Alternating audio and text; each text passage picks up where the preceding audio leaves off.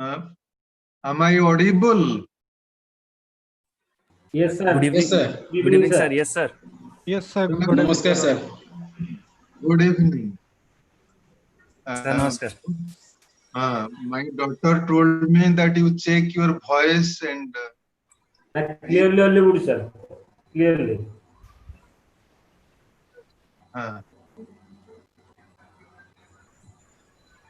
the voice level, sound level, those are fine or any problem? Sir, excellent, sir. Oh, thank you.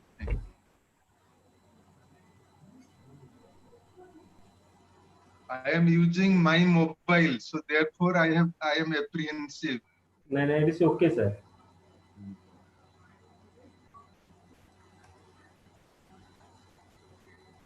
Tomorrow my laptop would be coming tomorrow.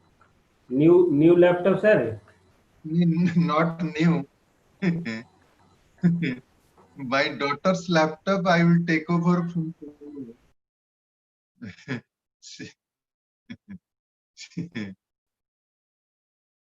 Okay.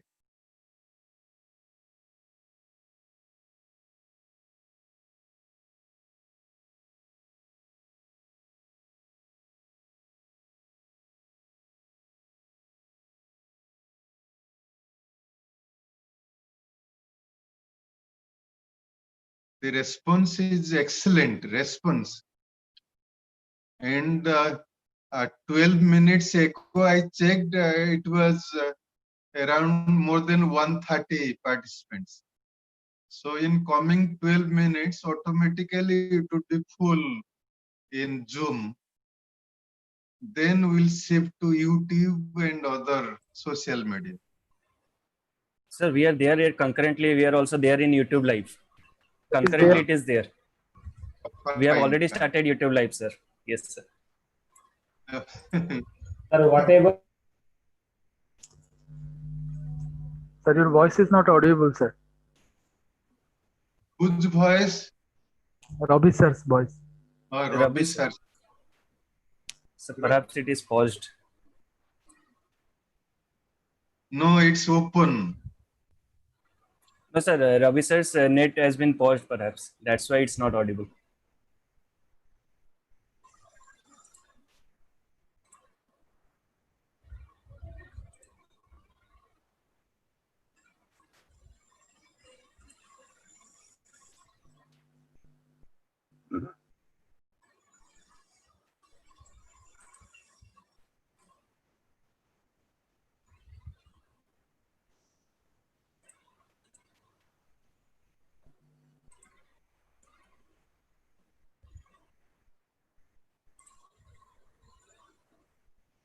Sir got disconnected, perhaps. He will be joining again.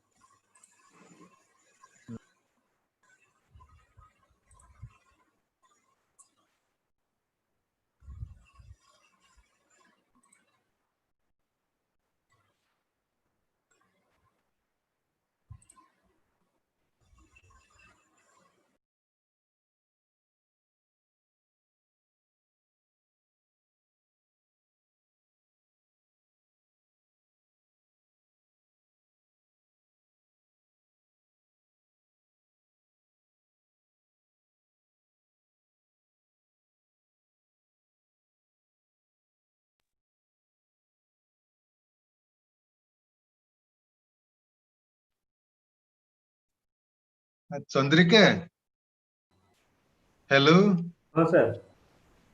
Please unmute Professor Achalapati and Professor Ramana. Sir, right. Please unmute Yes. Professor Achalapati and Professor Ramana. Yes, sir. Himanshu, South Yes, sir also. sir. I am doing it, sir. Yes. Yes, sir. All resource person, take care of them. You unmute the resource persons who have already joined. Gupta sir, whether he has joined. Professor Achalapati wants to check the sharing of the slides. Am I audible now? Sir, namaskar, sir. Good evening, Good sir. evening, sir. Good evening, Himanshu. Good evening, sir. Good evening, Shakti. Wonderful to see you all. It's a big event, huh? It's Thank you, a sir. big event. You guys have done extremely good job. Good evening, sir. Thank you, sir. Sir, I'm Moyeswar speaking, sir. And Ah, Professor Mohan Sahu also joined.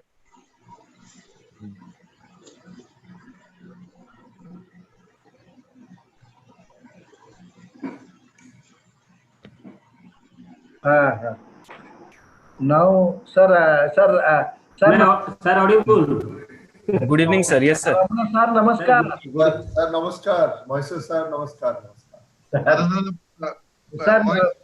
Sir, ମୁଁ audible ହେଲି ତ? Thank you, sir. Thank you, sir. Sir, ଆପଣଙ୍କୁ କିଏ mute କରିପାରିବ? Thank you. I thank you. Okay. Himanshu, talk to allow Yes, sir. Professor Achalapati. He Yes, wants sir. to see the slides. Yes, sir. Sir, he has joined by which name? I think Professor K.V. Achalapati. K.V. Achalapati. I'm checking it, sir. And also, Himanshu, I think for the presenters, you have to give the screen share facility. Yes, sir. During presentation, I will be making them cohort, sir, so that they can share the screen, sir. Okay. Thank you very much. Thank you. Yes, thank you, sir. I'm switching off my video now so that you can.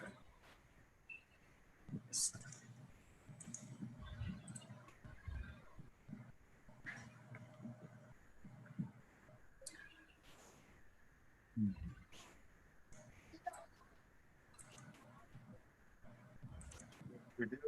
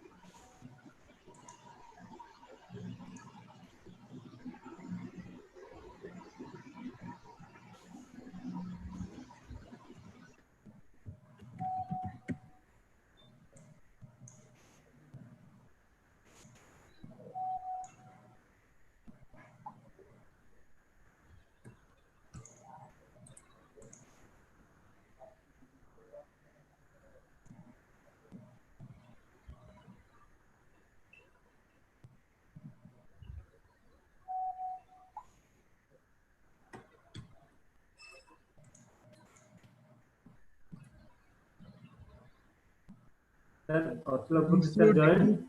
Professor Ochalapati. Sir, Himanshu. unable to find his name in the participant list, sir. Sir, perhaps he has joined in some other name. I'm finding out, sir.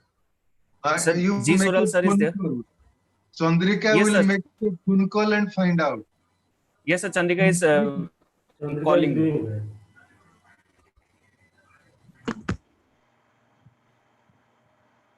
Professor G. Soral sir have joined. Himanshu, we can do one thing also. Let them raise the hand, maybe or text, so that we can easily found also.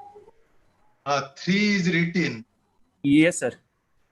Chandrika, Himanshu, you unmute 3 Yes, sir. and see, because he has raised his hand.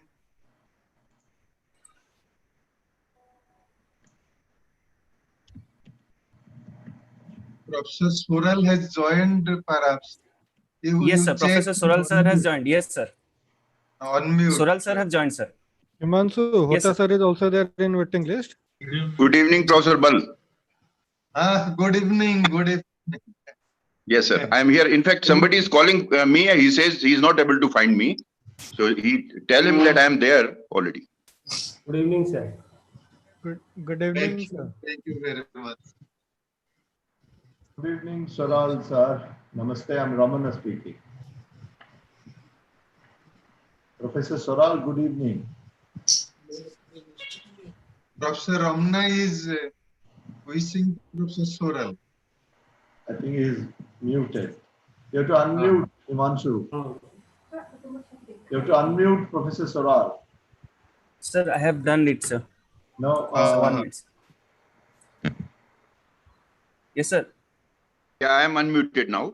Yeah. Yes, sir. Soral sir, namaste. I'm Ramana from XIMB. Ramana sir. Yeah. Namaskar. Welcome to this forum. Thank you for coming here. Thank you, sir. Thank you. The last we met was Calcutta Indian Accounting Association. Last there we met, or did we meet in Udaipur? No, sir. Abhi, webinar 2 weeks Yeah, back. webinar also we met. Yes. Yeah, rightly said. Webinar we met. Yes.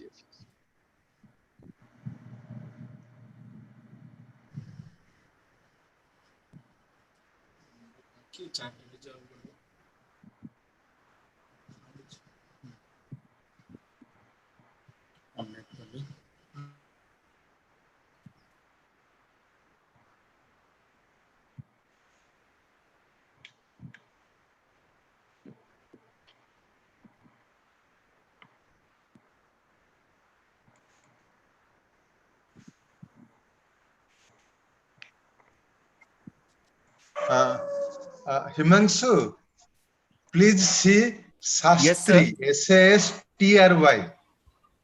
Yes, sir. It is there, sir. Yes, sir. I got it. Yes, sir. I Professor got it. Ochalapati is there. Yes, sir. Sir, kindly unmute yourself. I have gave the permission. Achlapati sir. He has done it. He has done it. Yes, sir. He is unmute, sir. Himanshu has done. Good evening, Yes, sir. good evening, sir.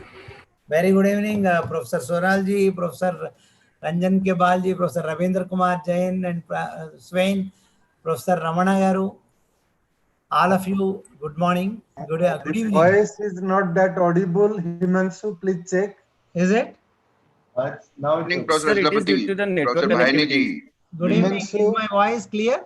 now. Yeah, I am listening to you. Soral, Please Yes, clear. sir. he is audible, sir. He's audible. Audible. Okay. Then Now, let sir, me audible. also check the sharing the screen. They have not given yet. No, sharing the screen is not made. Yeah, they will give it. Sir, Professor Achalapati, you have to slightly go back. You Okay. have to, yeah, yes. Now, Sir, good evening, sir. Professor Achalapati, Professor Sahu speaking from Utkal. Good evening, Professor Sahu. How are you? Thank you, sir. Very fine, sir. Sir. Nice to see you, sir. Nice to see all of you. Host disabled participant screen sharing. Screen sharing. Yes, sir. Professor Bhayani is raising hand. I think there is some problem. Perhaps he has to be unmuted. Professor Bhayani is raising hand. yeah. Unmute.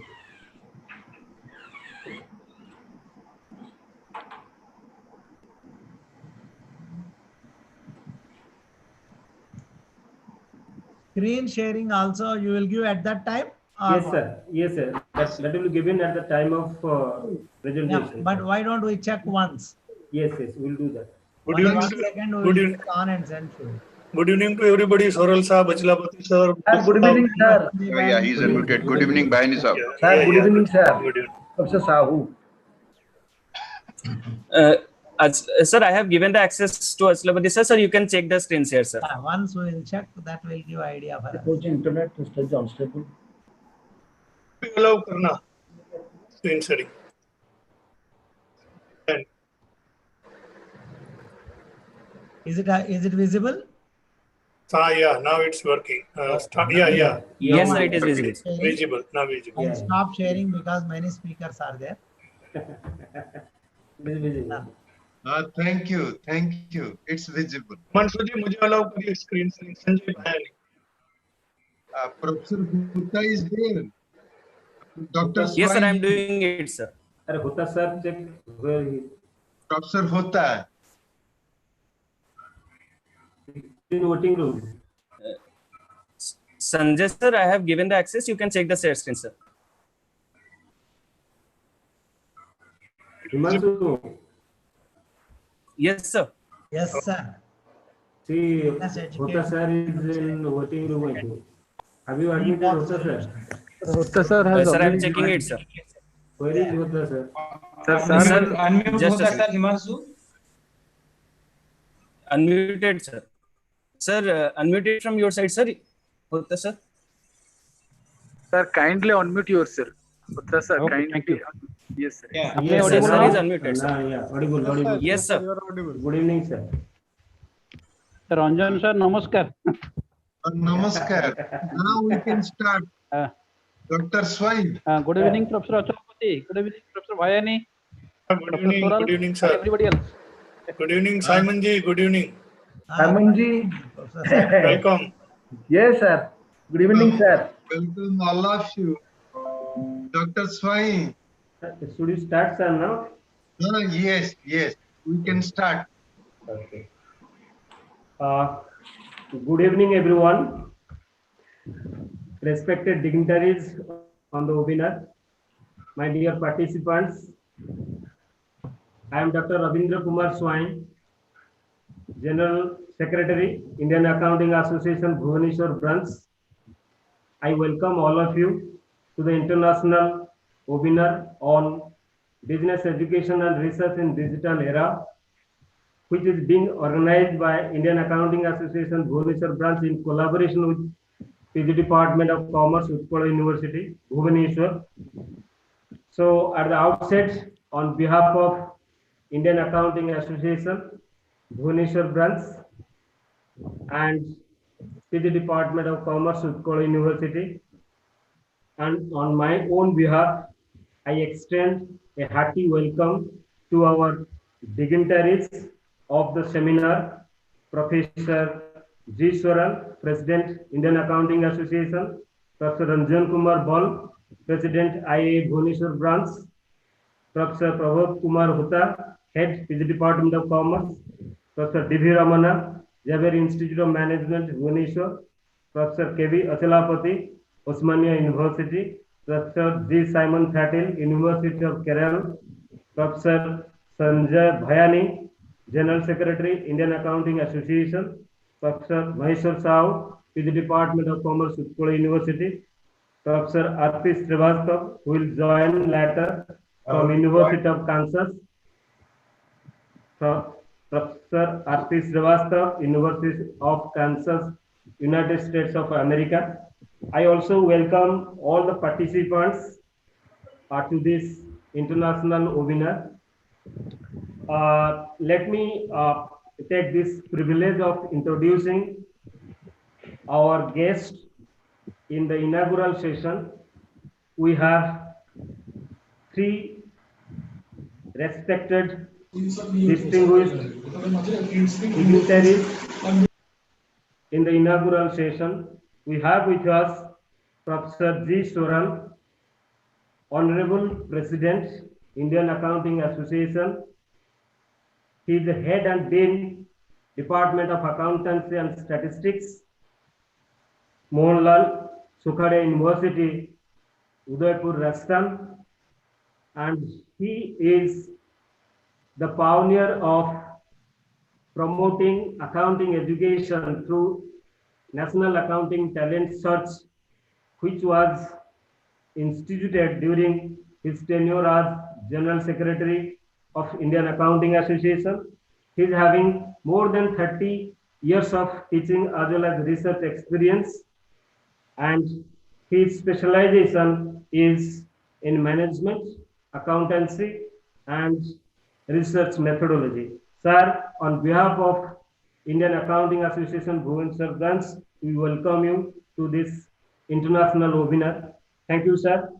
We have with us a person who is a popular teacher in accounting, not in the state of Odisha only, but also across the country. He is none other than our own teacher, Professor Ranjan Kumar Bal. He is now President of Indian Accounting Association Bhubaneswar Branch. Under his able leadership, we have conducted this seminar. He is the chief patron of this particular event. As far as Professor Bal is concerned, I think he needs no introduction to anybody. He is former president of Indian Accounting Association. He is former president of All Odisha Commerce Association, former chairman PG Council, Utkal University, Bhubaneswar, former director DDC, Utkal University, Bhubaneswar, and most importantly, former professor of PG Department of Commerce, Utkal University. And sir has lot of contribution to particularly accounting, not only in the state of Odisha, but in the different parts of the country. Sir, we welcome you to your webinar and hope this webinar will be a grand success. Welcome you, sir. We have with us Professor Prabhat Kumar Hutta. He is Head and Dean of PG Department of Commerce, Business Studies, and presently he is also working as coordinator, Rashtriya Uच्च Shiksha Abhiyan RUSA coordinator, Utkal University. He is also former president of All Odisha Commerce Association, and he is having more than 30 years of teaching and research experience in PG Department of Commerce, and he specializes in statistical application in business, entrepreneurship, and that is security analysis and portfolio management. On behalf of the Indian Accounting Association Bhubaneswar Branch, I welcome you, sir, to this particular event. So before I invite our dignitaries in the inaugural session to speak to grace the occasion, I would like to point out certain points of the topic to be discussed in today's webinar. As we know, in COVID-19 and in the era of digitization, there are no areas which are isolated from the digital revolution. So digitization has disrupted the legacy process of entire world. So now question arises whether our higher education institutions have acted or acting to meet the challenges that thrown before us due to digitization. I think in digital platform, recently we are talking about different new concepts, that is interactive smart boards, blended learning, flipped classrooms, digital libraries, and many more. My question is here, the main stakeholders of teaching learning, they are students and teachers. Are they prepared for the challenges? So similarly, digitization is a process of development. So research has become more efficient because of digitization. It has increased efficiency, performance of research among all the scholars, teachers, anybody who want to go for research. How data collection has become easier. Data generation has become more easier.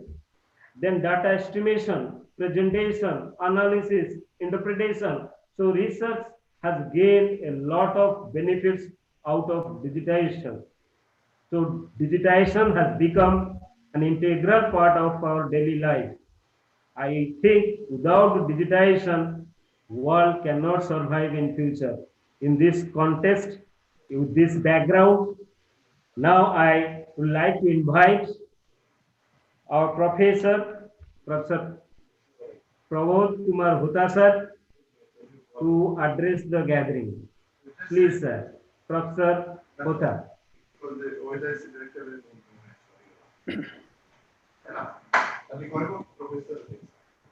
I invite Professor Pramod Kumar Hota sir to address the gathering.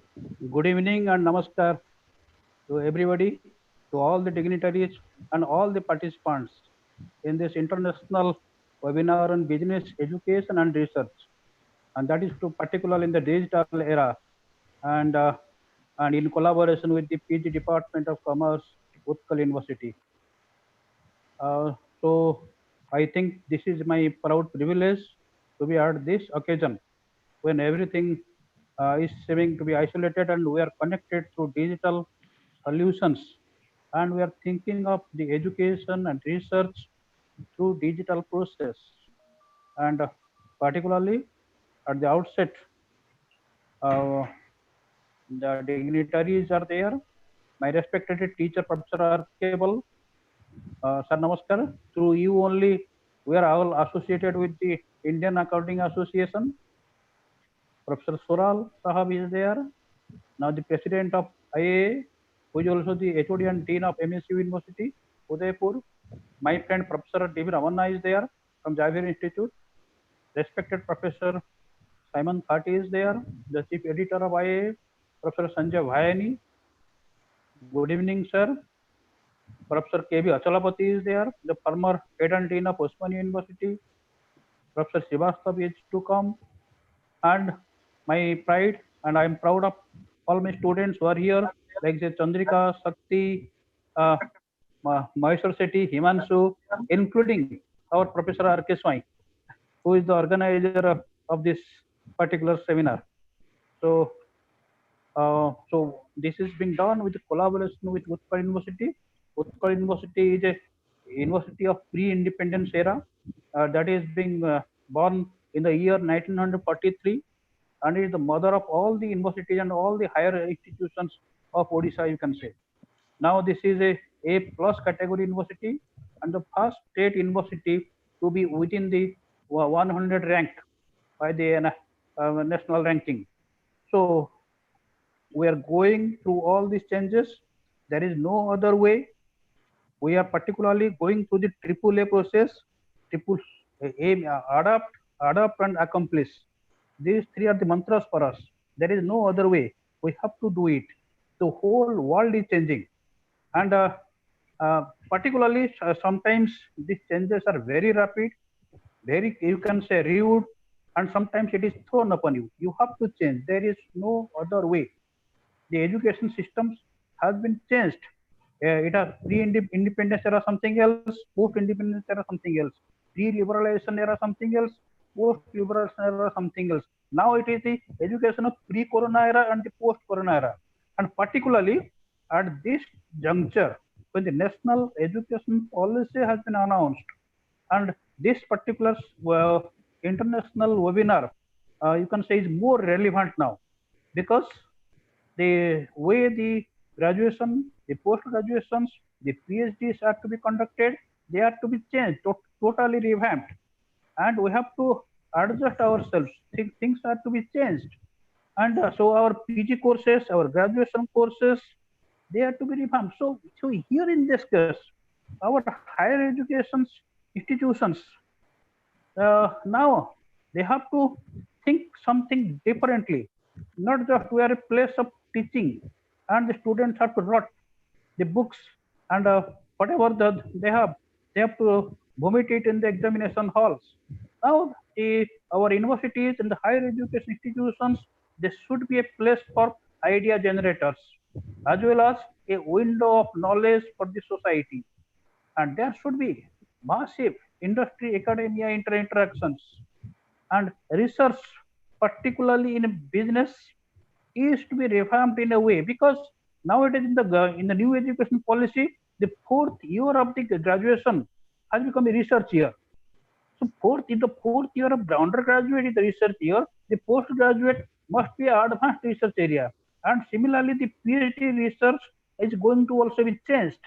So we have to also change accordingly. Now the onus lies with us, particularly the universities and the research associations like the Indian Accounting Association and its branches throughout the country. They have to change. They have to look at this and not a challenge. This is an opportunity for us that we have to change. We have to modify, and we have to also train our sisters. Changes. So previously, you can say now the system was rot. Something we have to particular. Now it is that reality, you can say. You have to research, you have to accomplish, and you have to train the teachers. So the postgraduate departments like our university, our departments, they are revamping ourselves, and we are also looking that this is a opportunity, and in collaboration with Indian Accounting Association, our research trust area, particularly in the entrepreneurship and in idea generation sections, we are changing ourselves. I am a RUSA coordinator of the university. Under the RUSA, we have got 8 center of excellences, like say unorganized workers, like say northeastern areas, the language policies, in peace sector. So in different areas, we have got different center of excellences, and we are also mobilizing the resources. We are appointing visiting professors, the postdoctoral fellows, to do something innovative research in these areas. So Indian Accounting Associations also can go for these postdoctoral fellows like this to do research in accounting. They can sanction some postdoctoral fellows in the different branches throughout the India, so that research can be done vigorously, and everybody of us will be benefited by it. I think this particular webinar will go a long way, because this has been done at the peak point of time, and its deliberations and particularly whatever is found out from this will be helpful not only for the Indian Accounting Association, but also for the state government and central government for issuing new guidelines for teaching, research, and training. I hope this webinar will be a success. And congratulations to the organizers and the Indian Accounting Association for organizing such a seminar. Thank you, everybody. Thank you, Professor Prabhat Kumar Hota sir, for highlighting the issues and challenges of digitization in research as well as teaching and learning. Thank you very much. May I take this privilege of inviting my own teacher and the mentor of mine in accounting, our own teacher, popularly known for his contribution to accounting, Professor Ranjan Kumar Bal, to address the gathering. Please, sir. Thank you, Dr. Swai. Namaskar and good evening to all of you. Our honorable chief guest of the inaugural session, Professor G. Sural, the president of IAA, the head and dean of the PG Department of Commerce, Professor P.K. Hota, Dr. Swain, the organizing secretary. All the guests are also present here. I welcome all of them. Professor Ramna, Professor Simon, Professor Bayani, Professor Achalapati, Professor R.P. Srivastava would be joining. And our moderator, Professor Moisur Sahu is there. I welcome all the delegates and invitees and participants to our inaugural session of the international webinar. I feel very happy and also delighted that our IAA branch, in collaboration with PG Department of Commerce, is organizing this international webinar. And I would be very brief in my presentation. I believe that in 21st century, we have seen revolutionary changes, revolutionary innovations also in all areas, in all sectors, including business, education, and research. In 2001 and 2, what happened, all of you know, when Enron, WorldCom, Tyco, they died, many new things came, like SOX Act in US, and many good governance measures in India also, and in many other countries. Then 2007-8 arrived. We had global financial crisis. Black September was there. And what happened to Lehman Brothers, all of you know, and many companies. Then we found many changes in the accounting and reporting areas, including global reporting initiatives, sustainability reporting, and many new practices. Then 2013-14 arrived. We got our new Companies Act in 2013. We also got the integrated reporting framework by International Integrated Reporting Council. It came also in 2013. From 2014, we found many corporate reporting reforms. And after the new act came, all of you know, we shifted from AS to Ind AS in a phased manner. We changed from historical cost to fair value, from rule-based accounting to principle-based accounting. We got a new regulator, National Financial Reporting Authority, which is now very active, and in specifically IFLS case, it's very active now. Then lastly, 2020 arrived, and we are fighting the third world war, the COVID-19 or the pandemic. We have many new challenges, many difficult times for the teachers and researchers. With the teachers, we found that we are living in a digital era, and overnight we became very smart, and we are using e-resources. We are giving, including Dr. Swai, online teaching. We are doing online research also, applying to UGC online. So many online things we are doing, including online evaluation. But we have to remember Munna Bhai MBBS film. where digital security was breached and the digital system was exploited. So we are apprehensive regarding the evaluation process, online evaluation process. I think that would be taken care of and we'll have no problem regarding that. So we found that the business education and research is really changing. The process of providing education, the process of providing teaching is changing. The process of doing research is also changing. Say the literature review process is also changing. In my university, we have the largest database of the world, and accordingly we are using that database ProQuest to do literature review and many other research works. So therefore the topic which the Indian Accounting Association, this Bhubaneswar branch and the Department of Commerce have together selected, I believe is very relevant, very contemporary topic, and we would be learning today from our esteemed guests and resource persons. No doubt there would be value addition and our knowledge would be enriched. And at the end, I will tell 1-2 sentences regarding my association, the Indian Accounting Association. Under the leadership of Professor Soral, we are doing some excellent things. The total team, the secretary is present here, the chief editor is present here. The total team is doing excellent things, starting from e-content development and creating e-content bank and going for international collaborations in India.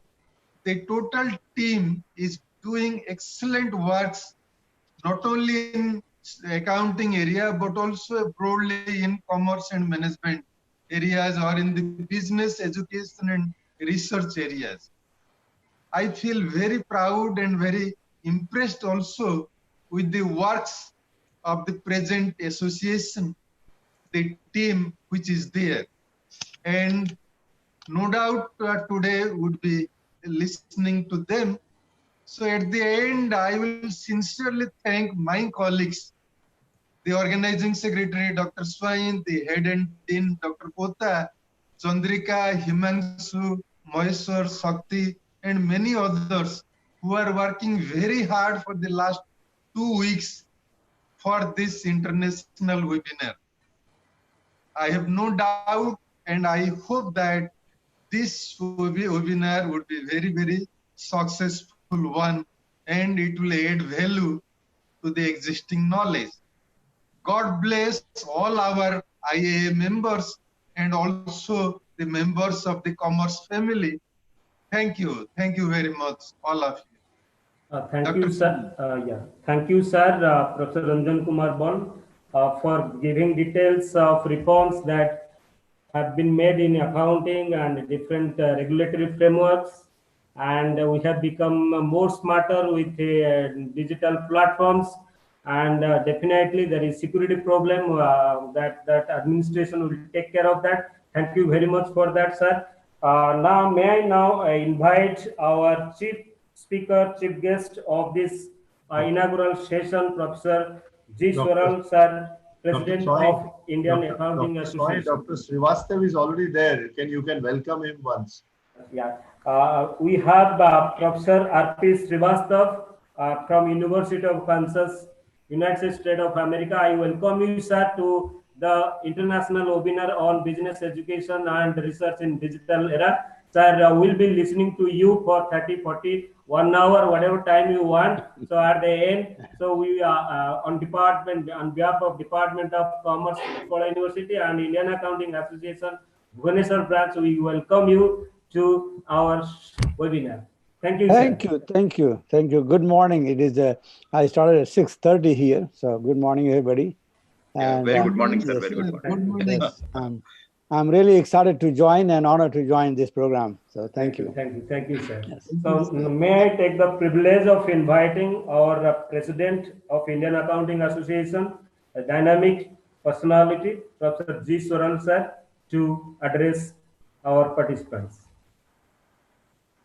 In this international webinar on business education and research in digital era, I welcome all my esteemed friends and colleagues present here.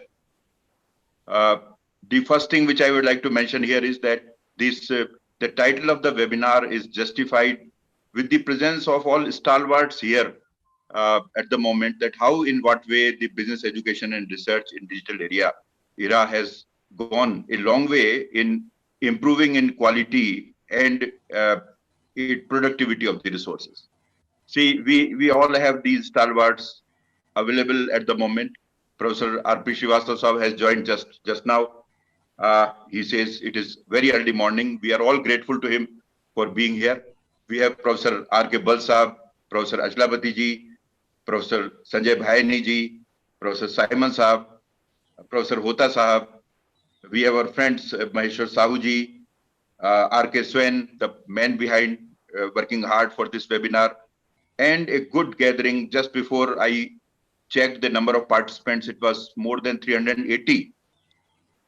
This itself gives us an indication that in what way the opportunity which this digital era has thrown open for us, how beautifully the organizers, the PG Department of Commerce, Utkal University, the Bhubaneswar branch of IAA, under the able guidance and leadership of Professor Bal in particular, have harnessed. Friends, this is in fact the time, as was mentioned by my previous speakers also, that a change has come. We know that it cannot be reversed. Professor Bal was mentioning a series of major radical changes which have come across over particularly last 2 decades. And then it was also mentioned by Professor Hota regarding the pre-corona and post-corona duration, and the world war which was mentioned by Professor Bal. All that have come. And in fact, the digital era started before. Many of us started practicing through digital mode, research and teaching both. But we are all aware what happened, particularly in over last 4 or 5 months. And perhaps, as was mentioned, no choice. We have to be digital, knowingly or unknowingly, willingly or unwillingly. Okay. But I would like to mention this again here, that as I mentioned in the beginning, that I find this to be more opportunity than a challenge. And like the webinar, as I mentioned in the beginning, we could never have thought of. In fact, if this digital platform would not have been available, we somehow, despite that the resources were there, since this compulsion was not there, we somehow were ignoring this actually. In fact, there were occasions, Professor R.P. Srivastava Sahab have been obliging us from a distant place like that, with the time gap and everything which is existing. In earlier some events, I have seen him digitally talking to us and all, but because all of us were not that conversant, we were not going to harness the opportunity so well. But I know over last something like one month or so, this is my second fortune that I would be listening to Professor Srivastava. And this opportunity must definitely be appreciated by all of us first. As I used to say often, that this is the time to reinvent, to renovate. The speed with which we will be renovating and reinventing, we will be gaining. And the reverse is in fact not available. So there is only one way that we have to, otherwise we may not survive. So it's a compulsion to reinvent and renovate. But to my mind, if we really take it as an opportunity, take as a good fortune, a good symptom available to us, we are definitely going to gain. Like Professor Bal, who has been guiding us all through in Indian Accounting Association, was mentioning that over last particularly 4 months, the way the shape and the velocity with which Indian Accounting Association has started moving, it is because of entire fraternity, the way they have picked up this opportunity to be harnessed for the benefit of the association. And the type of dissemination of knowledge which our association was due to do, I think we are doing a bit of that successfully. I mean, more than 300 persons listening to us at the moment. Yesterday, I was there, day before yesterday, I was there in a webinar organized by Delhi. Some 1,800 persons were joining. And the discussion continued for about 3 hours. Very good quality dissemination of knowledge. All this is possible because of this digital era. So my humble request would be that let us thank the situation rather than, I mean, complaining so much about it. Maybe that the Almighty, the nature wanted us to progress faster, and perhaps this is the situation. All have been said about research. I mean, how research has transformed, how teaching on the fronts of student and the teacher have transformed, how research on the front of supervisor and the student research candidate have transformed. We all know that. But, you know, there is a series of positiveness everywhere. You know, my contemporaries in age are here. They know that the time when we did our initial PhDs, you know, researches during our college days and our doctoral duration, and the time that we are now supervising them is a sea change. Regarding teaching, I used to make a comment a few days before, which I would like to repeat here, that this pandemic situation, which is compelling us to move into digital era only, a digital practice only. In fact, we know that the things will be declining. It was said, Professor Srivastava is here. We will listen to him, that I was told by somebody that North American region, it has started declining now after a peak, something which is a good omen. Maybe we are also going to witness it in next 6 months, 8 months or so. But what appears to me is that this opportunity which all of us have got, the way we have become more capable teachers now, being a digital teacher, perhaps should continue. Because, and I believe perhaps the whole fraternity and the students community will be trained and will be accustomed to it. Maybe that will be using it better. And a time may come which will be giving us to become a much more capable teacher in us than what it was before. A situation may come when I go to my class, as I used to go earlier, face-to-face teaching, say post-COVID. I'm just trying to imagine the situation. And when I go to the class and say, good morning, students, they say, yes, sir, we could learn from the digital platforms that today you scheduled this lecture. We all have gone through the videos of yourself and others on this issue earlier. We all have all literature downloaded. We have gone through the books that you wanted. So is there anything else that you would like to tell us? Already equipped. And what would be the role of a teacher in that situation of a progressed digital environment? I would say we will have a unique opportunity in the times to come of making a customized teaching.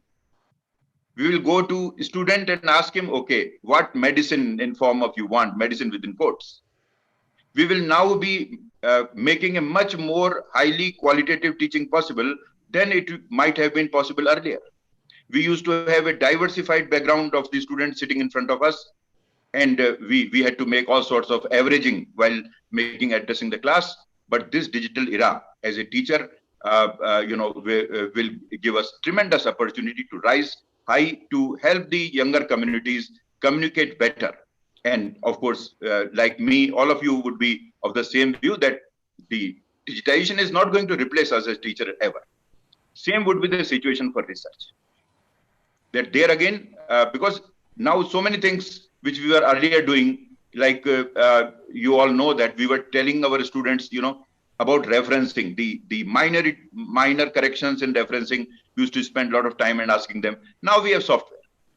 Even now we have had that, and there are so many webinars coming up because of this digital situation, training the candidates that how to be very meticulous in making the drafting of the referencing. And you put all your references and the software will make all corrections. So your role as a supervisor has gone over there. So the advantage is we will again become a highly more qualitative research supervisor. So friends, all of these good things I try to visualize and put before you. Of course, we are going to learn from the speakers. I would take 2 more minutes. I think I have that time. there are several challenges also. Some of the challenges were outlined by my previous speakers. One challenge I would like to just underline here in this limited time, and that is regarding the digital divide India is facing.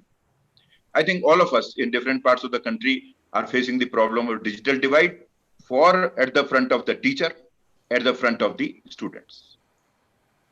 In our community also, there are friends who may not be so well conversant with all these things, and they say, if I am using a Zoom platform, from where to press the button and leave the meeting, sometimes I am not able to. I am calling my younger ones in the family or my students doing it. So a lot of training and upliftment of teacher in this regard is required. That's one. But perhaps the major problem is regarding the digital divide among the students community. All parts of the country, including my area in southern Rajasthan, are facing it. Yesterday only, I was talking to my students, over the WhatsApp group call, and asking them what problem they are facing. They say, sir, we don't have any connectivity. Somebody said, I am the son of a small farmer. How do I arrange a high quality mobile, as you say, that I should download and read these things? I can't. So my one humble suggestion here would be that, as was mentioned about the education policy just come, they say raise the expenditure up to 6% of GDP and all. Good omen that government has started thinking in that direction, making more investments in education and all. But perhaps there is an urgent need. I mean, earlier the better, need to establish, I would call them digital community centers in our village areas. Where you see the government may fund it, the universities, the colleges, or the donors may come ahead, the social workers may come ahead, where they may hire one room somewhere, put some digital equipment there, some connectivity, which is a public community room, where those who are deprived of all these hardware and software facilities may come, they may fix their time, they may book it, classes may be booked, and on that digital platform publicly available, those who are deprived of these facilities may have access to all this. I have seen some such videos in remote parts of Rajasthan, where one private agency is doing this, and you find that when you look at the audience sitting in that digital community center studying, you will find, looking at them, that they are from poor economic background. All young children, boys and girls, sitting on the floor, with a thin sheet of carpet sitting, and there are big screens. They are just reading over there, and the whole staff that they have engaged is one assistant who is unlocking the room, and then everything is being done. So that perhaps to me appears, an urgent need in various parts of the country. The government is also trying to curb this digital divide, but a time has come that on priority we all have to think in this direction. With that, I once again thank the organizers for giving me this opportunity, for giving me an opportunity to meet all my friends, to listen to these stalwarts, learn more from them. I also would take this opportunity to Professor Ranjan Bal, who is our senior, a limelight in Indian Accounting Association, for appreciating the team at the moment working for IAA in such nice words. Thank you very much, and I wish well this webinar. Thank you. Thank you, sir, Professor G. Swaral. Finding opportunities from within threat and challenges is the sign of a great person. You belong to that personality, sir. Under your able leadership, Indian Accounting Association is moving forward, and you are conducting different types of new activities just to overcome the challenges of digitization. Of course, challenges are always there to overcome. Thank you very much, sir, for your enriching speech, and hopefully we'll meet again in another platform in future. So before I invite Chandrika Prasad Das, who is the coordinator of this webinar, to propose a vote of thanks, I will request all the participants or the dignitaries and the person, respected invited guests to be present, because next session will be about the panel discussion on the topic, our research persons on the webinar. So now I invite Chandrika Prasad Das to propose a vote of thanks. Thank you, sir. Good evening, everyone. Honorable professors and dear participants. It's my privilege to have been asked to propose a vote of thanks in this inaugural session. I, on behalf of the organizing committee and the entire, let me call it fraternity of accounting here together, and on my own behalf, extend a very hearty vote of thanks to the honorable delegates. First of all, I would like to thank Professor G. Soral sir, Head and Dean of Department of Accountancy and Statistics and President of Indian Accounting Association for inspiring us and for his beautiful delivery. Sir has said that we have no choice. We have to accept the digital education. Indeed, opportunity, challenge. Sir, we will try to utilize this opportunity and we'll try to add some capital appreciation. Thank you so much, sir. I also wish to express my gratitude to our beloved teacher, Professor Ranjan Kumar Bal, sir, President, Indian Accounting Association, Bhubaneswar Branch, for providing encouragement and support. Sir, you are always with us. Sir has described different reforms and regulatory reforms that have taken place in accounting. Thank you so much, sir. I am very grateful to Professor Prabodh Kumar Hota, sir, Head and Dean of PG Dept of Commerce, Utkal University, for giving us an insightful and thought-provoking address. Sir highlighted the issues and challenges of teaching and research in digital era. Thank you, sir, for always being with us. I heartily thank all the participants for their active participation in this event. Thank you, everyone. Now, I would like to Himanshu Agarwal to introduce the guests of plenary session. Himanshu, over to you. Thank you, Chandrika. Once again, a very incredible good evening to one and all gathered here over this virtual platform of Zoom, YouTube Live and Facebook Live. I, Himanshu Agarwal, the Assistant Professor of Commerce, KIIT University, on my own behalf and on behalf of the Bhubaneswar Branch of Indian Accounting Association and on behalf of PG Dept of Commerce, Utkal University, take it as an honor to welcome you all to the plenary session of the international webinar. I personally feel this as the platform where we get the chance to hear the eminent personalities and learn from their knowledge sharing and experience. With this noble thought, let me take the privilege of introducing the dignitaries of the session to you all. For this plenary session, we have with us a panel of Professor D.V. Ramana sir, Professor Gabriel Simon Thurtil sir, Professor Sanjay Bhayani sir, Professor K.V. Achalapati sir, and Professor Maheshwar Sahu sir. Professor D.V. Ramana sir is a professor of accounting at Xavier Institute of Management, Bhubaneswar. Sir has been immensely contributing in the field of academics as a professor since decades. He has a specialization in the areas of financial reporting, financial statement analysis, corporate accounting practices and standards, and many more. Sir, I welcome you to this plenary session. Professor Gabriel Simon Thurtil sir is a professor of commerce and director internal quality assurance at University of Kerala. Sir is also currently the chief editor of Indian Accounting Association. Professor Thurtil sir has a teaching and research experience of around 3 decades, and his areas of interest includes behavioral finance, e-banking, human resource management, microfinance, and many more. Sir, I also welcome you to this plenary session. We have with us Professor Sanjay Bhayani sir, Dean, Professor and Head, Department of Business Management, Saurashtra University, Rajkot. Sir has been serving as an academician since more than 28 years. Corporate disclosure practices, corporate governance, financial statement analysis, capital market, and behavioral finance are some of the areas of research interest and specialization of Professor Bhayani sir. Sir, I also welcome you to this plenary session.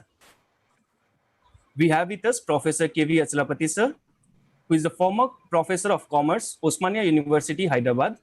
With 18 plus years of experience as professor in India, Africa, and Middle East countries, sir has a total of more than 35 years of experience in teaching, administration, and research. Professor Achalapati sir's area of specialization includes accounting, research methodology, statistical analysis, and quantitative techniques. Sir, I welcome you to this plenary session of the international webinar. Again, we also have with us the moderator of this session, our own Professor Maheshwar Sahu sir, Professor of Commerce, Utkal University, and Director Sports Council, Utkal University. Professor Maheshwar Sahu sir has also a teaching experience of more than 30 years and has specialization in the areas of human resource development, marketing, entrepreneurship development. I welcome you, sir, to this session.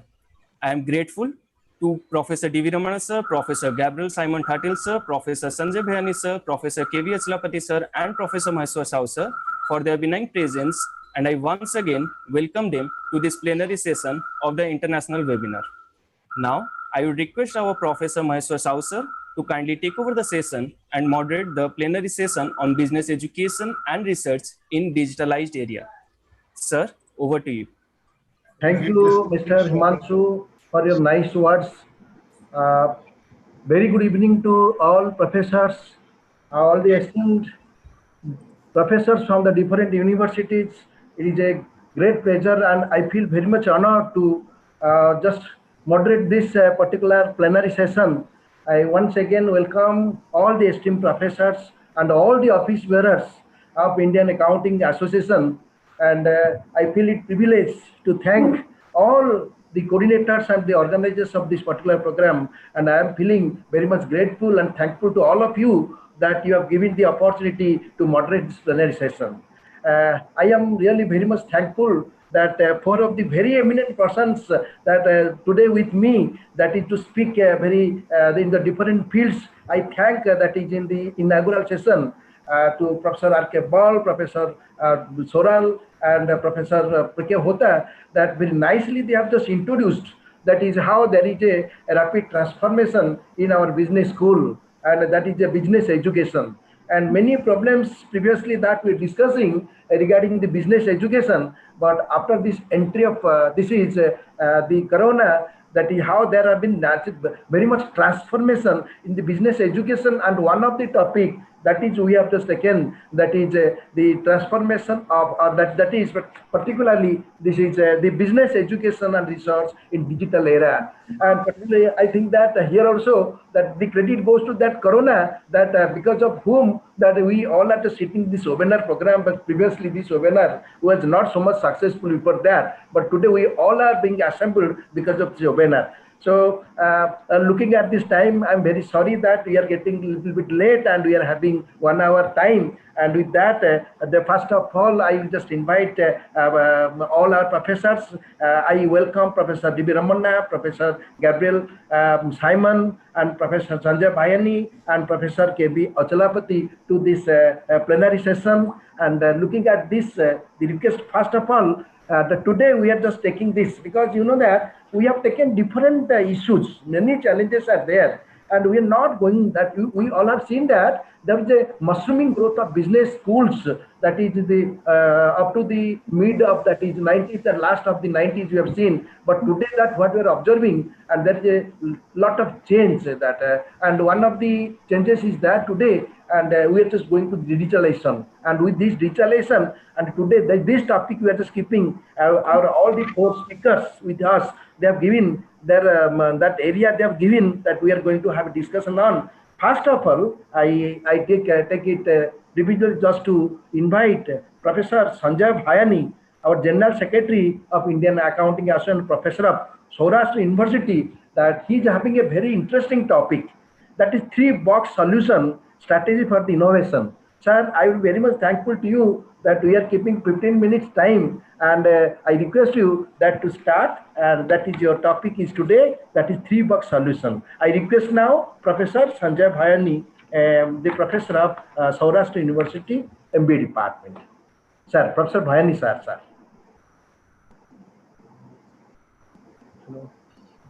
Hello. So, am I audible? Audible, sir. Yes. Yes, sir. Screen sharing is also. Yes, sir. The screen is visible, sir. Yes, sir. Good evening to everybody. Yes, sir. Good evening. So, on the international webinar organized by the Indian Accounting Association Bhubaneswar Branch and PG Department of Commerce, Utkal University, on the topic of business education and research in digital era. On this occasion, the chairman of this function, Professor G. Swaral, President of Indian Accounting Association, and our past President, Professor Ranjan Kebal, President of IAA Bhubaneswar Branch, our Honorable past President, Professor K.V. Achalapati, my colleague and my friend, Professor Gabriel Simon, and Chief Editor of Indian Journal of Accounting, coordinator of this webinar, Dr. Ravindra Kumar Swain, and especially I also welcome Professor R.P. Srivastavji from USA, Professor Prabodh Kumar Hota, Dean and Head Department of Commerce, Utkal University, moderator of this session, Professor Maheshwar Sahu, Chandrika Prasad Das, Himanshu Agrawal, and dear participant, on this occasion, on behalf of the Indian Accounting Association, I would like to congratulate the entire team of this IAA Bhubaneswar branch and the Department of Commerce. So first of all, the topic, business education and research in digital era. So I think that digital era has been provide this opportunity to meet on this international webinar occasion. So, and today's topic that I have taken that is slightly different and new for everybody. That is 3-box solution strategy for leading innovation. So this is the concept given by the Professor Vijay Govindarajan. Presently, he is the professor at the Tuck School of Business. Sorry for interruption, Professor Sanjay Bhayani. If you can make it slide presentation, okay, you can see better. Okay, sir. Okay, I think now it is okay. Yes, yes. Professor Vijay Govindarajan is presently professor at the Tuck School of Business. He has given this concept 3-box strategy for leading innovation in the future. And for his research work, he has also published one book with the same title, the 3-box solution strategy for innovation, which is published by the Harvard Business Review Press. And this is very well-known book in the entire world. So as per his view, okay, now key for success for any organization that is lies in the future. In viewing what are the changes that will incur in the future. So strategy is creating a future while manage the present. And one important thing is that strategy is leadership about the future. Adopting to change, so strategy is innovation. Nowadays, breakthrough innovation is required. And this digital era will also become one of the important parts. Suppose, how do you shape the evaluation of the organization for the year 2030 when you are quietly executing the project in the year 2020? It means when we are thinking about of the future, we have to think about of 1 decade ago. So suppose presently, whatever maybe we are thinking in 2020, we have to think about of 2030. So what is breakthrough innovation? This is the most important part of this discussion. So as everybody is aware about of it, when QS World Ranking declared for 2021, and whenever we see that is the top 10 universities of the world, out of the 10 universities, 5 universities are from USA. And if we will think about of top 100 university in QS ranking, 27% of the universities are from USA and 18% of the universities are from UK. So this is the scenario of today. Now go back. Can you imagine in 1960 in the top universities of the world, which country was dominating? Anybody can guess? This will be I can say you will not got correct answer. Because of in 1960, in top 10 universities of the world, majority of the universities was from Germany. And now in today's 2020, not a single universities are in top 10 universities of the world. So what is this? Why this thing is happened? So why in top 10, majority of the universities are from USA, and in top 100, I can say 27% are from USA. So this is what kind of, it means what kind of the breakthrough innovation did by the American universities in last 100 years. So breakthrough innovation for the any education university is of innovated product. So for the innovation in the product is required for each and every industry. So here for the university, innovated products are university curriculum. And that has been done by these US universities. Second one is breakthrough innovation is possible in non-product area that is called as a complete business model. Suppose in India, if we take the scenario, majority of the university and education sectors are working with this objective not for profit. But that business model we have to think. And third important aspect of this US universities is of alumni association, and all this top university has utilized their alumni association. They had a very good control over it, of that alumni, and they are contributing for the development of the university of US. This is one of the parameters. And last one I can say that is, if you in 2021, top universities of the world is of MIT. Why MIT? Because in last 100 years, MIT has made the significant changes in their education system, that is breakthrough innovation, because MIT offers the courses, on-campus courses, off-campus courses in all the discipline, and they have been developed such a courses whether students want to learn online, and they provide the same types of this learning output to the students. So this is the example of breakthrough innovation in the education system.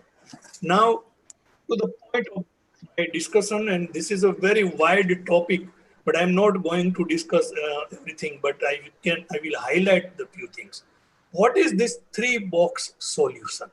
So as per this theme given by the Professor Vijay Govindrajan, he has identified 3 boxes. One box is for present business. One box is of box 1 is for present. Box 2 is about of past, and box 3 is about of future. So what is present? In a present, you have to manage the present business, means optimize the current business. Past, box 2, that is past. That is forget the past. Let go the values and practices that fuel the current business but fail the new one.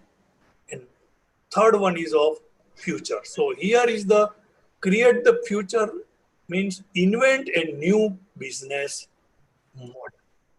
Now, box 1, the present, manage the core business at pre-profitability. Box 2, the past, abundant ideas, practices, and attitudes that could inhibit innovation. And box 3 is about of the future. Convert the breakthrough ideas into new products and business. You better have in box 1 project in 2020. Suppose your organization is presently performing in a good way, top market leader, but at the same time, you better have box 2 and box 3 project targeted at the future as well. All are aware about of the example of Nokia. You think about of his past 10 years back or 15 years back, Nokia was top in the Indian market as well as the international market. Because of they think about only for box 1 project, it means the present. They never think about of the box 3 project on the basis of their box 2. It means that they have not identified their future. They have been not made any breakthrough innovation for their future. So ultimately, they lose their market and they been out from the business. So it means both the sets of project required the different capability, matrices, processes, and people. That is for box 2 project and box 3. Now, fundamental difference between the box 1 project and box 2 and box 3 project. In box 1 project, it means the present business. When we are doing the present business, we have a clear signal, linear changes, Six Sigma quality that has been implemented in the organization, continuous process improvement, total quality management, and operational excellence. So that is we can visible with the box 1 project. Now box 2 and box 3 project. Here weak signal, you will find the weak signal. Non-linear changes in your industry. Breakthrough innovation, fundamental innovation, and exponential innovation or non-linear innovation. Now I would like to highlight the importance of this box 2 and box 3 project when we are thinking about of the future. We have to think about of non-linear change and breakthrough innovation for your future project. As for example is of internet. When internet was invented, nobody has think about of it. And that invention, that innovative idea is the change the entire business model. They developed so many new business models and business organization. Like example is of eBay, Amazon.com, Google, and Flipkart. Now, non-linear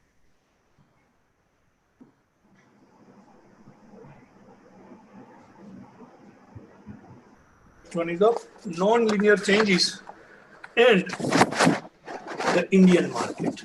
In the context of Indian companies, looking at, say, the next 2 decades, what will be the non-linear changes that could create a tremendous opportunity for non-linear innovation.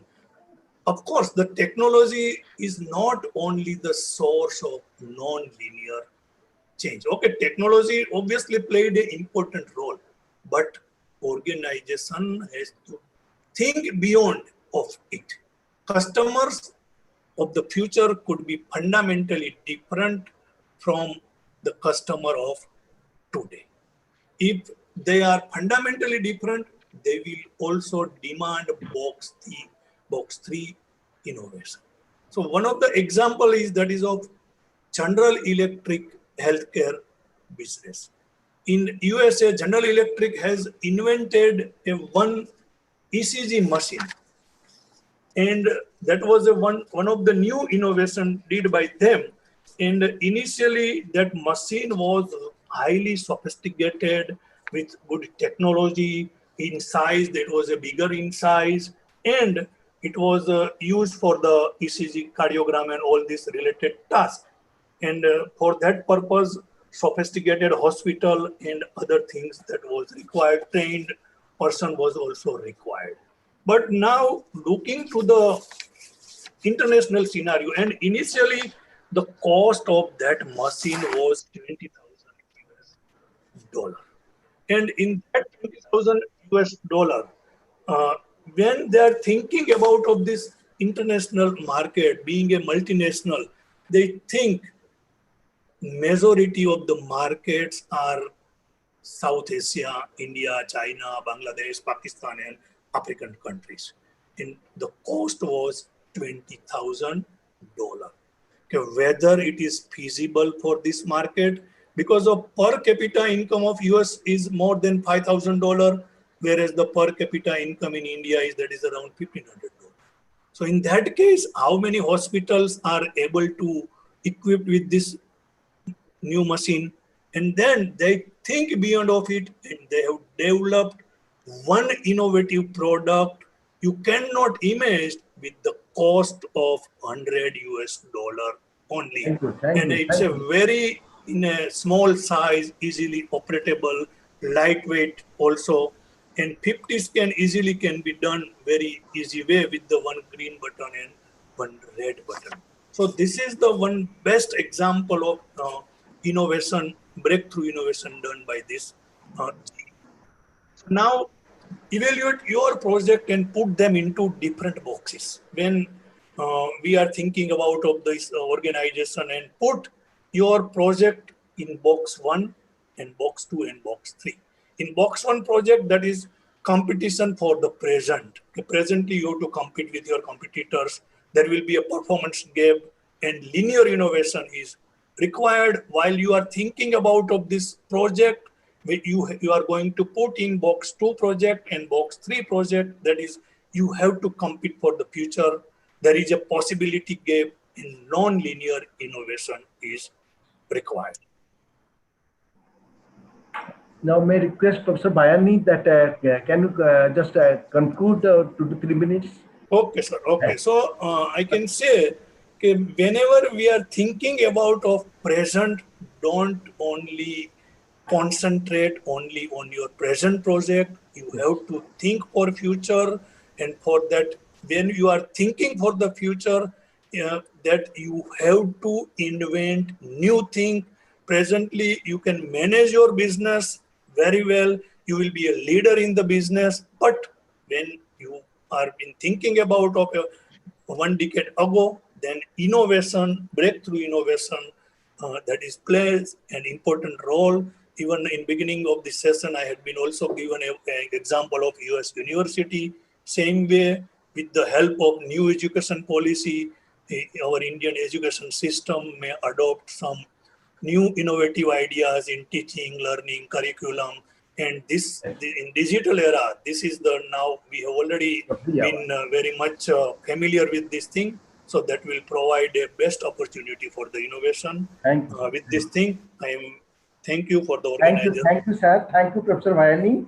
Very nice words. The way you just presented all these things, that no doubt about the fact that all have been enlightened with a very illuminating this speech, and how this future, our present business education in this digital era will take care, and the best solution through this box first 1, 2, and 3 that you have given, that everyone should be aware about that, and how the presently ongoing problems that we have to just cross, and how many challenges are there, and how you have to just see, and the best solution that you have provided to this box 1, 2, and 3. So thank you very much, sir. And I really, we are very much thankful for very nice words that you have just given to all our audience. Thank you very much, sir. Now, sir, I'm very sorry that because of the time limit. No, yeah, I know. I just. This is only gist. It's take much time. Yeah. Okay, sir. Thank you. So the very justification is that the title you have given about these 3 boxes. Really, everyone should be aware that how we should very clearly think of that. We should forget about the past, and we should be concerned with the present situation, and how we can just take that is in 2020, that we can future think of the 2030 onwards. Thank you very much, sir. Now I request our next speaker, one of the very eminent professor of Odisha, not only Odisha, about our country, and also Professor D.B. Ramana, who is a professor of Xavier Institute of Business Management from Bhubaneswar. And I welcome Professor D.B. Ramana, that he is having a very good topic today, and the theme is that making accounting research more innovative. And this is a review of research Professor Ramana, I am not only thankful, grateful to you, and we are very happy that we want to listen from you. Very sorry that I am just giving you 15 minutes time, and with that you can just highlight all those things. Please welcome, sir. Thank you very much. I'll try my best to save the time. But I would like to start by actually the last line of Professor Sahu and Professor Bayani, that ignore the past. I would like to say that if you ignore the past, you will be condemned to repeat the mistakes of the past. And for researcher, it's absolutely important and necessary and relevant to understand from the past. And therefore, if you see my first paper of presentation, reference will also be, is it moving? The screen is moving. I'm also saying that you cannot learn unless you understand the past. So therefore, in this presentation, I would like to slightly deviate from the broad theme with a reason. I'm not talking about the digital era alone. As Professor Soral has mentioned, when you talk about the digital era, you have a demand side and supply side. There is no problem with the supply side because the supply side is given by the institutions. But the demand side, as Professor Soral has mentioned, are actually facing problems in absorbing the digital knowledge. So therefore, digital era poses a challenge in front of the government, universities, institutions. Unless those challenges are addressed, there will be a lacuna in digital education. I'm not getting into that now. My focus is about the accounting research and relevance and innovation, and how to make it more relevant, more innovative, and what the research is saying about it. So therefore, I said, I'm going to take you back in time. And my first reference is actually a paper in the Journal of Accounting Research in 1966. And 1966, intentionally I picked up a paper by True Blood of 1966 in Journal of Accounting Research. And he mentioned that accounting is not a basic discipline in the usual sense, but rather it is derived from a large part from other related areas of discipline. It is unlikely that the basic concepts of accounting can ever be developed without consideration developing in other fields. So I would like to present my case by picking up only one particular focus of my presentation, because it is done by Indian Accounting Association, the Journal of Indian Accounting Association. My reference will be the articles in the Journal of Indian Accounting Association.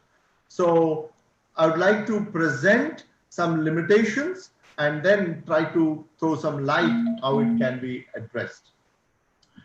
And so who can bring this change? Again, True Blood has actually, though he's a practitioner, is a chartered accountant, but he has put the stress on the importance of on the academic institutions.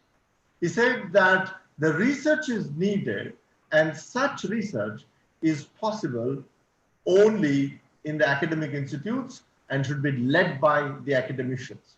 My personal observation is also like this: the practitioners are burdened with ever-changing laws, burdened with ever-changing acts, regulations, and they struggle with the pressures of the business to address tomorrow's problem. So therefore, it is our responsibility to make research innovative and relevant to improve the accounting education. Here I see a big role for all of us. The big role for making research innovative in the university level and associations like the Indian Accounting Associations.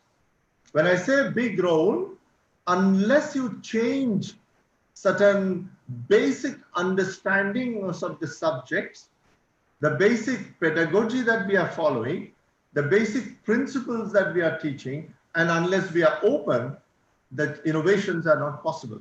So therefore, I say here a big role for universities and associations for bringing that innovations and making it relevant.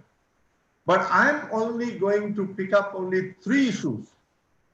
The issues are, it's taking time when I press the screens that is coming to you, it's taking minutes, be with me. My focus of my presentation will be the issues like users, types of research, and interdisciplinarity. And how is it possible to bring innovation and how it is possible to make it relevant, but that we are going to learn by seeing the past. And the reference, as I mentioned, is select research papers and Indian accounting journals. I think I should thank Professor Soral for actually digitizing some of our Indian accounting journals. And I got in touch with Professor Ball, I got the link and downloaded all the papers to examine the content of these papers. So I'll try to throw some light on that. So what is the observation that you'll see? The first question which will come to mind is accounting for whom? And this is I referred 3 papers. The first paper is Making Up the Users by Joni Young, and How Accounting Researchers Can Become More Relevant by Sudipta Basu. So these are the 2 important papers I fell back on to make my presentation or case present. So it says that we cannot proceed on the premise that accounting is a monopoly of any one group, whether the group is concerned mainly with the development of accounting processes. So you wanted to say whose purpose we are serving, digital or non-digital? Doesn't make any sense. For me, digital world is a means. At present, I observe out of 220 papers that we have, 11 years, on average 2 issues, on average 10 papers I observed from Indian Accounting Association Journal. I examined 220 papers. And what surprised me, all 11 years, about 65 to 70 papers are having shareholders focus. Very limited or no focus at all on government, employees, suppliers, management, customers. So therefore, if you want to bring innovation to accounting, there is actually a need for, why are the researchers writing papers only with the shareholders focus is a very, very important question that I place before my colleagues and the future researcher. That who has said that shareholders' profit maximization is the goal of an enterprise? Nobody has questioned in our Indian Accounting Association or in the journals or the papers where we write. So therefore, there is a need. If you want to bring innovation, innovation is not with respect to the means, but innovation is with respect to the questions that we have to ask about accounting. Why can't we make accounting to serve the purpose of employees only? Will the structure change? Will the innovation bring in? Of course, the existing paradigm will not allow. And that is precisely what Sudipta Basu's paper and Making Up Users of Young is actually talking about. That is exactly what 1961 and 66 and 64 papers, where the narrative was important to talk about who is the focus of. So the accounting research, so that is the first question. The first question is about the user. You need an innovation to bring a change in the users of the financial state.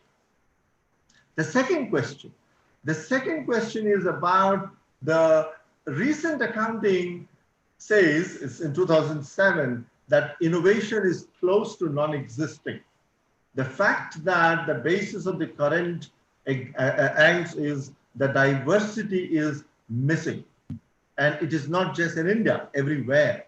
He laments further that the vast bulk of our published work is insular, largely derivative, and lacking variety that is essential for innovation.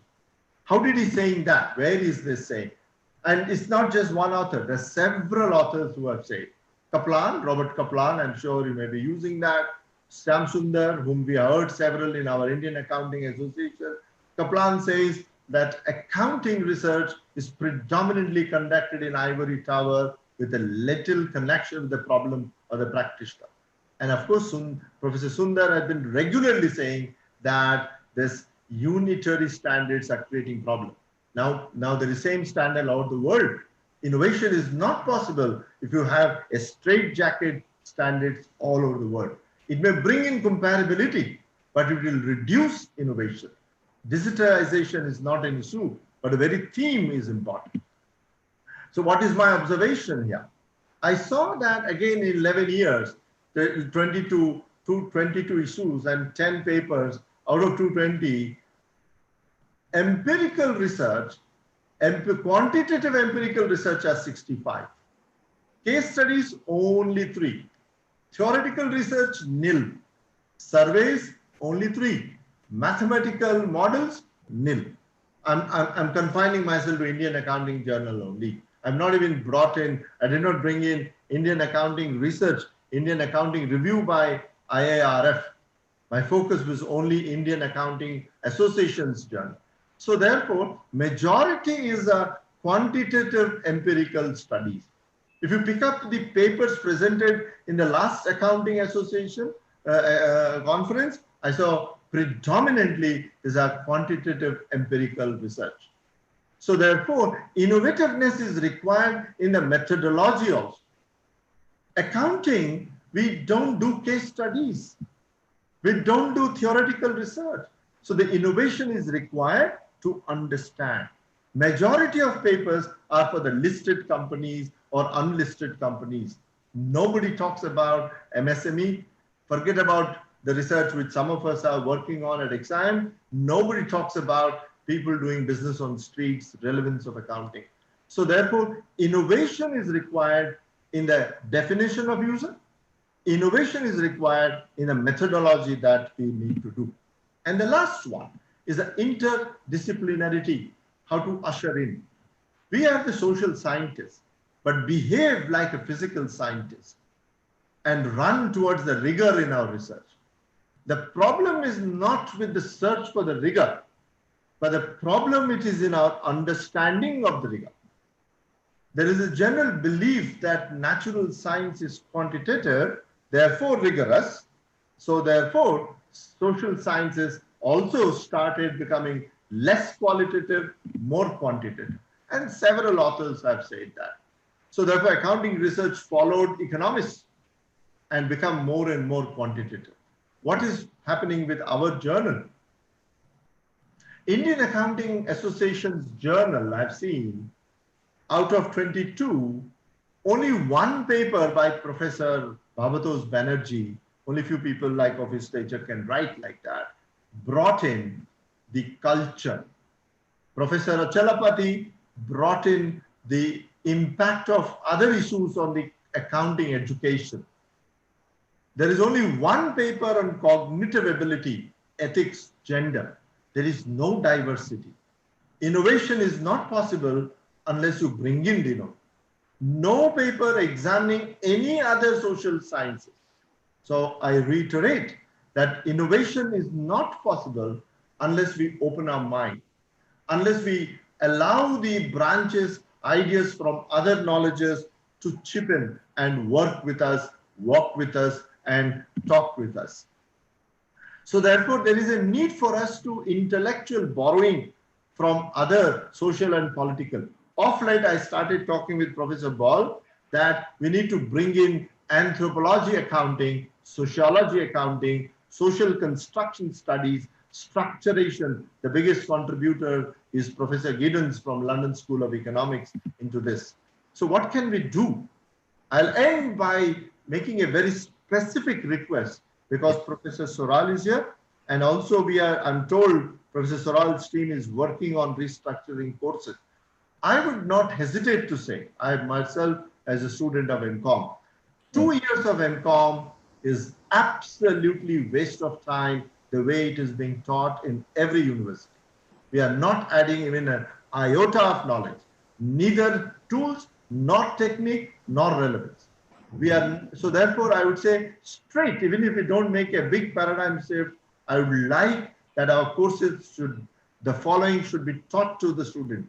Theories of firm, the transaction cost theories, the theories of commons, the visual analytics and predictive analytics.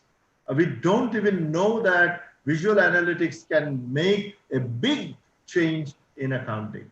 So I'll stop here by saying that innovation and relevance in accounting can be brought in.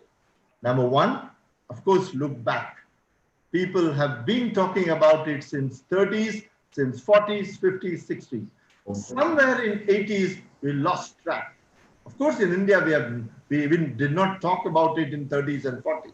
We just borrowed from outside. So innovation is required in the structure, definition, user, and pedagogy. For me, the digitization is just a means to the end. Thank you very much. Thank you very much. Thank you, Professor Ramana. Very nicely that you have presented that what are our lacunas that we are observing in an accounting research, and we are very much thankful to you that you have reviewed for the last 20 years about all the papers presented in the accounting research, and you have just brought really that previously that most of the articles that we are just writing only towards that the shareholders focus was very few were there on government and employees and the suppliers and management and customers like that. So the observations that you have found that really everyone should understand from the beginning that actually this accounting information, this is a research is for whom? Is it so that everyone should that understand that who are the actual users of this accounting and what should be the research types and how that research that we are just finding that should be interdisciplinary, those things that you have presented. So they are really that these are very, very important for everyone, and here from that all the researchers, forthcoming researchers, that they will give emphasis that the suggestions that you have given that how the research should be innovative, should be having very clear methodology, and should be interdisciplinary and with both quest oriented and empirical studies. So with that, I think that most of the researchers, when they're pursuing their PhD studies and project work, that they should just give some time for writing this type of project, so that it will be useful for everybody, and not only that the stakeholders of only one category of stakeholders, but everyone should be covered under this one. So no doubt about the fact that the observations that you have found is very, very important for this accounting research, and in the digital era, this innovation, these suggestions that you have given, that should be accepted by all. Now, thank you very much. Now, I just invite our next speaker, Professor Gabriela Simon Thattil, that is from University of Kerala. This is to speak. He is now the chief editor of Indian Accounting Association and very close friend of ours for all of us. And I request I invite Professor Gabriela Simon on the particular topic is that. So the challenges in business education, the futuristic approach. Sir, I request you, sir, please, you can start your presentation. Professor Simon. Thank you, sir. Am I audible? Yes, you are audible, please. Okay, thank you so much. So at the outset, I sincerely thank the organizers, Indian Accounting Association, Bhubaneswar, as well as your Utkal University Commerce Department for having given me this opportunity to address you. Very good evening to one and all. The moderator, Professor Maheshwar Sahu, my co-panelist, Professor Bayani, Professor Ramana, the other dignitaries. We have Professor Ravindra Swain, Professor Ranjan Kebal, and also the distinguished chief guest of this particular webinar, Professor Soral, who is the president of the Indian Accounting Association. Professor Ranjan Kebal, and all the very good evening. I will just draw cue from what Professor Ramana has just talked about, being the chief editor of the Indian Accounting Association. Very relevant, very true.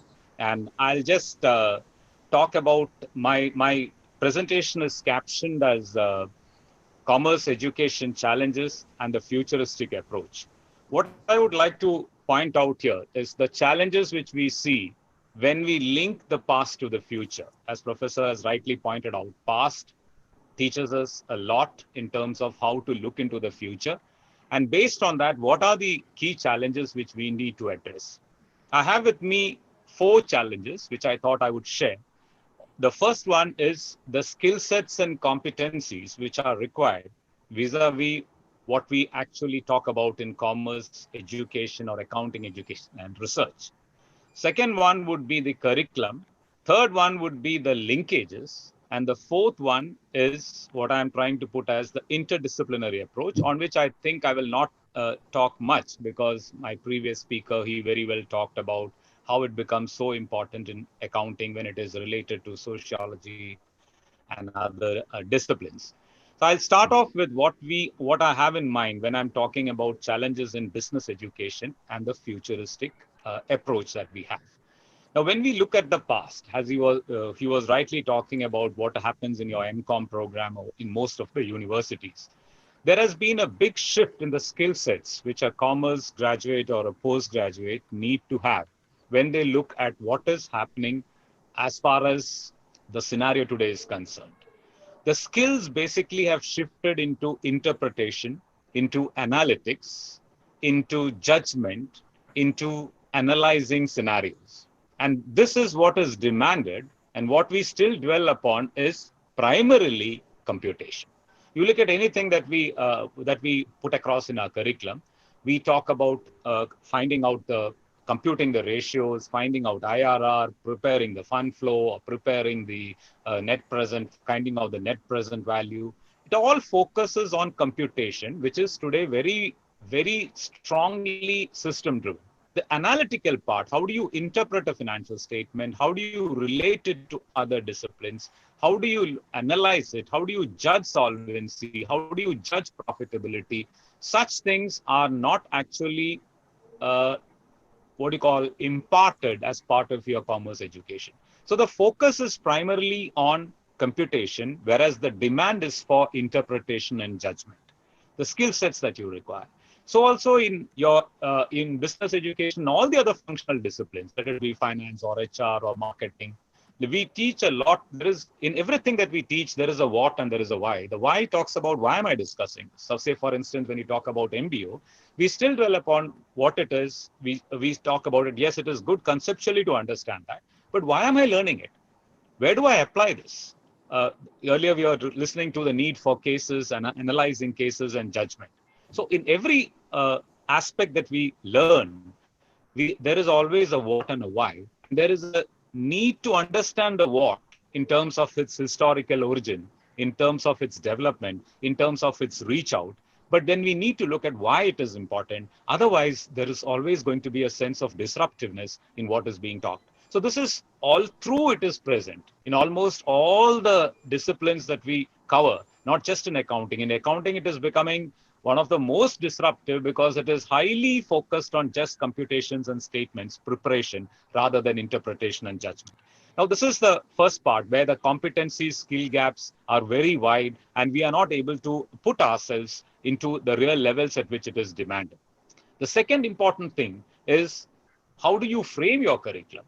If you look at the curriculum of different universities, how do you frame it and what are the inputs we draw for framing? How horizontally is it integrated and how vertically it is integrated? Why do we teach something and at what point do we teach something? And how do you relate with what you do in the first semester, the second semester, the third semester, the BCom and the MCom, the BBA and the MBA? How it turns out to be relevant? What is the linkage that happens in your curriculum? And we have a curriculum which is by itself making it disruptive because it is not, in fact, addressing in terms of content, it is not looking at the inputs which we need to draw. So that is the second key aspect which I would talk about in terms of the futuristic curriculum that we are talking about, the digital, in the digital era that we are trying to discuss. It is very specifically looking into such aspects of what is already available, how do you transform this? So the key there would be the transformative learning, which is so crucial for us when it comes to decision making, be it in finance, be it in HR. It is so crucial that we have that kind of a curriculum which is so content rich, which is so embedded in that kind of knowledge, in that kind of a transformation that takes place. So it's not just sufficient that you go wide horizontally saying that we have a very big curriculum. It is equally important how enriching it is, not just in its content, but also in its capability to put skills in place. So this is the second challenge which I would like to put across when we are actually looking at the curriculum aspects in business education in a futuristic approach. The third, which I would like to talk about, is the linkage that we draw.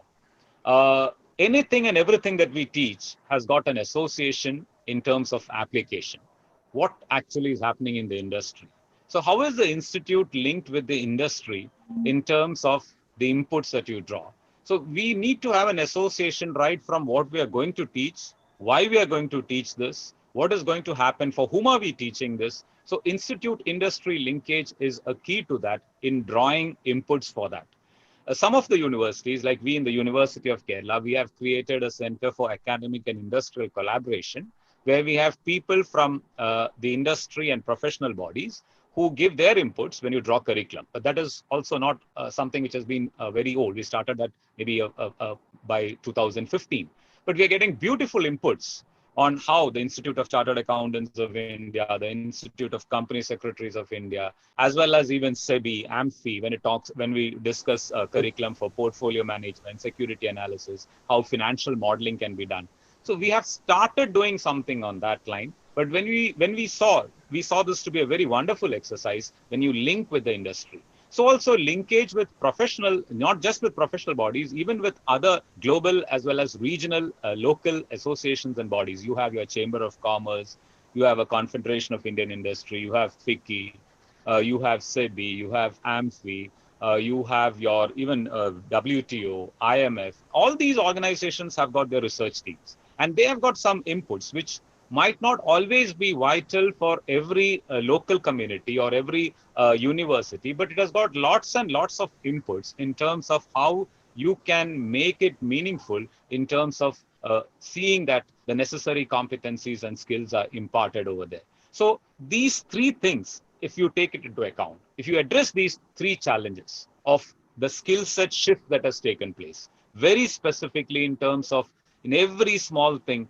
what is the interpretation, what is the judgment, what is the capability of analytics or the ability to analyze the situation that your learning is going to provide. That is going to be a key as far as reforming your business education is concerned. So when we are in a digital era, what makes this more challenging is we are looking at a broader spectrum. Today, we are looking, when I'm talking about internships, when I'm talking about placement, when the whole culture of work from home does exist, I can look of placing my students, or I can look of trying to provide opportunities for my student for any organization which is in any other part of the world. So that kind of a transformation, the limitations of time and space being broken, gives us an opportunity.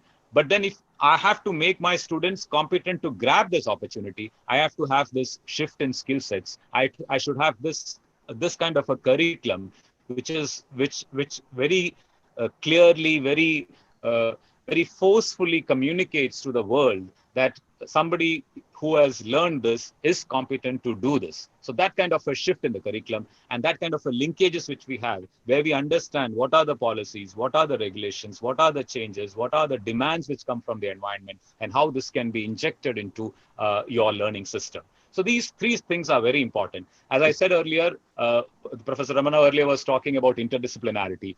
How actually even between or among the functional areas of production, marketing, HR, you can link your subjects, finance, and how you can link this into society, into humanity, into life skills. That makes it more enriching. So when you do these specific things, you make your curriculum, you make your learners competent and skillful enough to address what is actually demanded.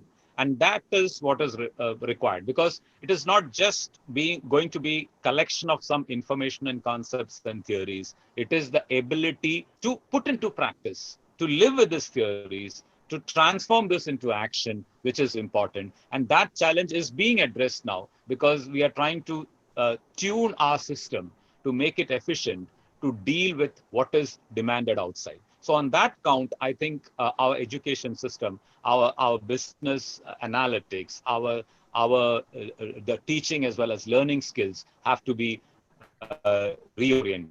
So I just conclude with this note that in future, the futuristic learning approach, we are trying to build upon that kind of an approach where we move from not just acquiring this information, transforming it into knowledge, transforming it into wisdom, transforming it into application, transforming it into use in a particular context. That is where I'm competent to customize what I have learned. If I have learned MBO, I must be able to put MBO into practice. If I've learned motivation, I must be competent enough to motivate.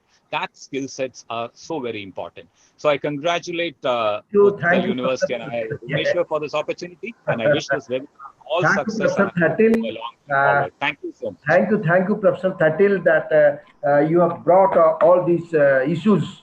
Really, this is now need of the hour through that is the competency and the skill in the skill gaps that is lying, that is lacking.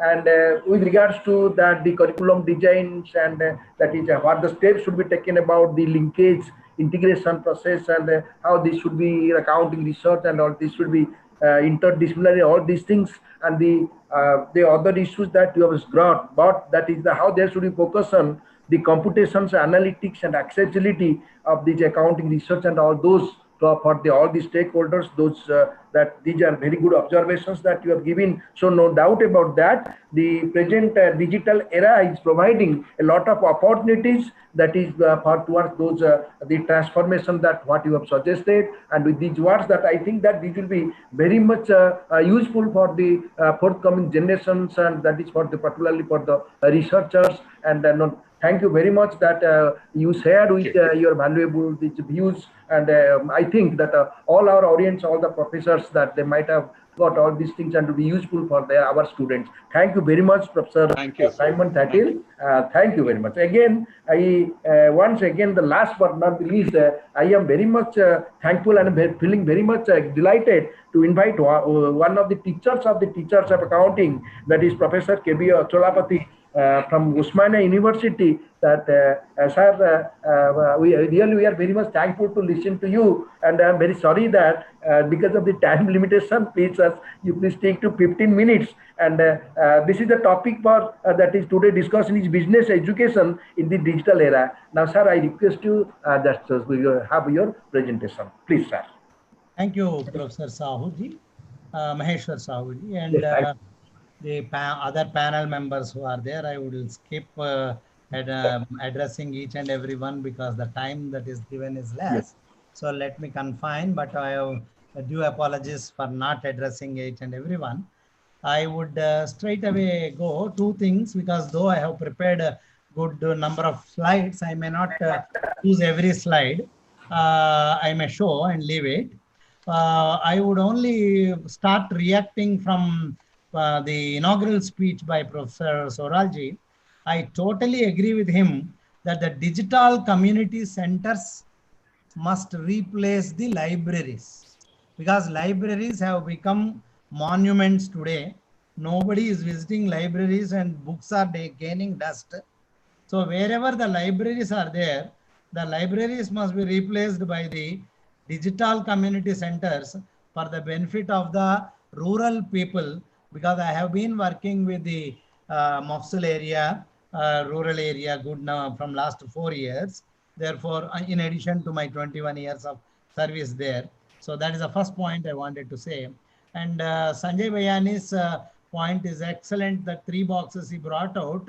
Only one thing is when we talk about the past, he also agrees that he is not for not learning from the past, but only thing is you should forget the past for the purpose of obsessing with the products that we are manufacturing and obsessing with the ideas that have been existing, obsessing with the policies that we have been running, because many of the organizations are running with the obsolete policies in the current scenario, hence they fail. So he has mentioned that the past must be forgotten, but past should not be, he also agrees that the past should not be forgotten for the purpose of learning from the past mistakes.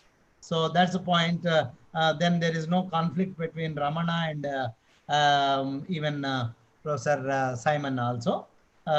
Then coming to the next point is the good points are covered by Simon, that the skills, curriculum, linkage, interdisciplinary, these parts are well covered. So what are not covered by them only I will focus.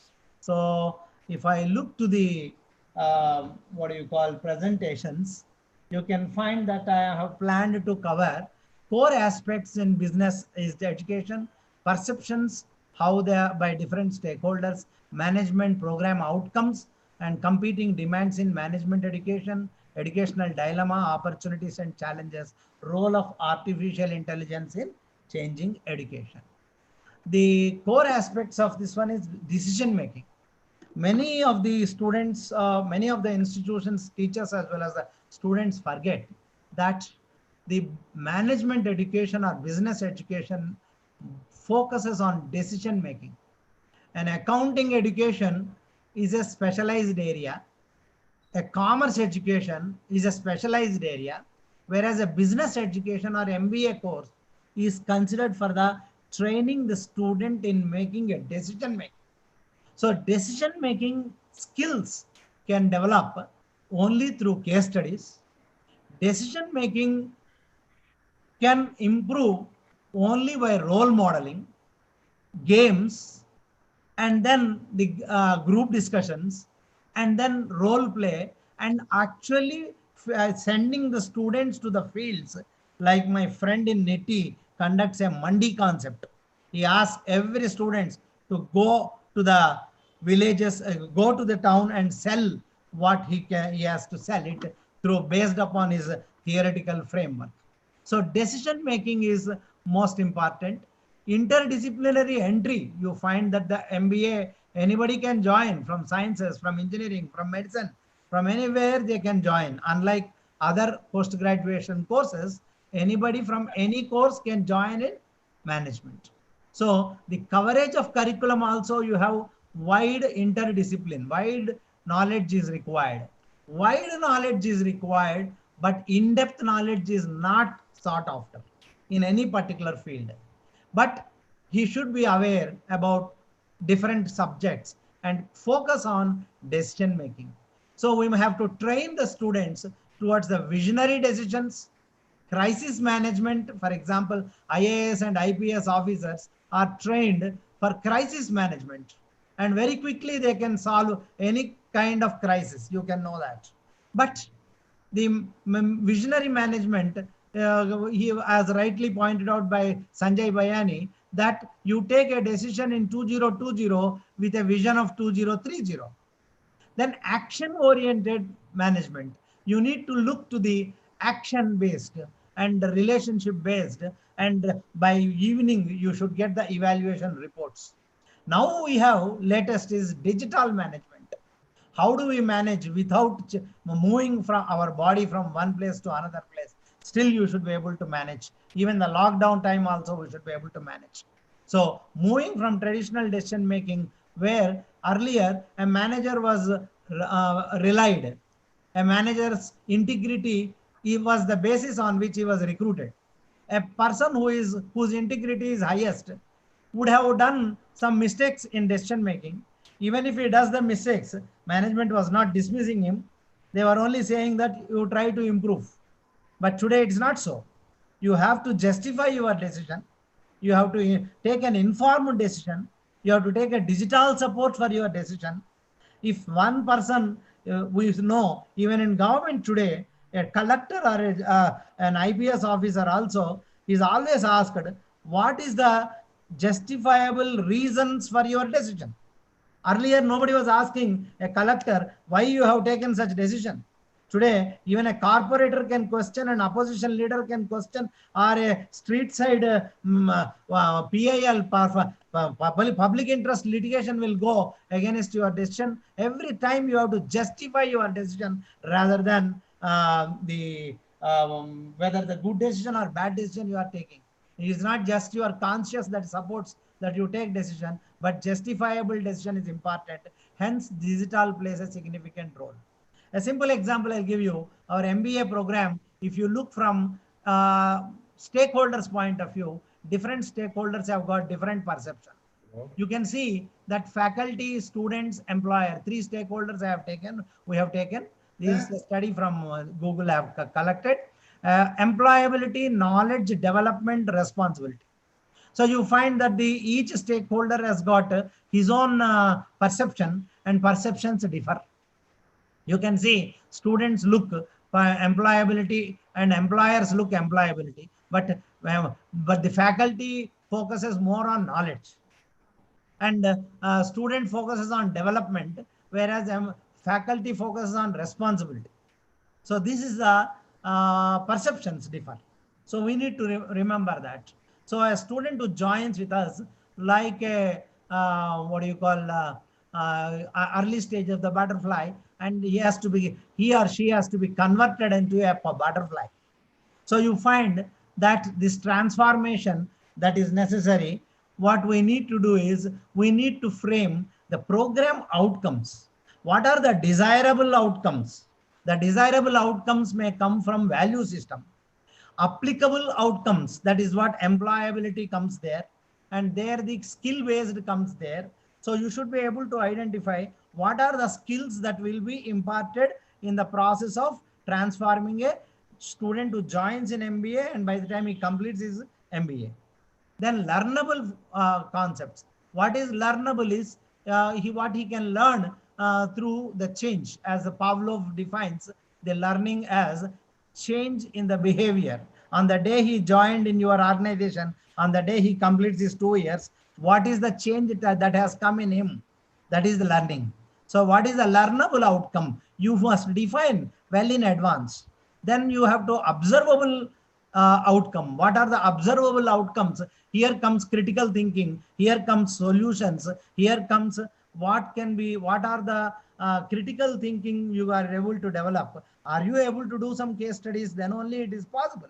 Otherwise, he will not learn critical thinking. We don't have case study system in many of the universities. I am sorry to say this. Then measurable, quantifiable, this is there, of course.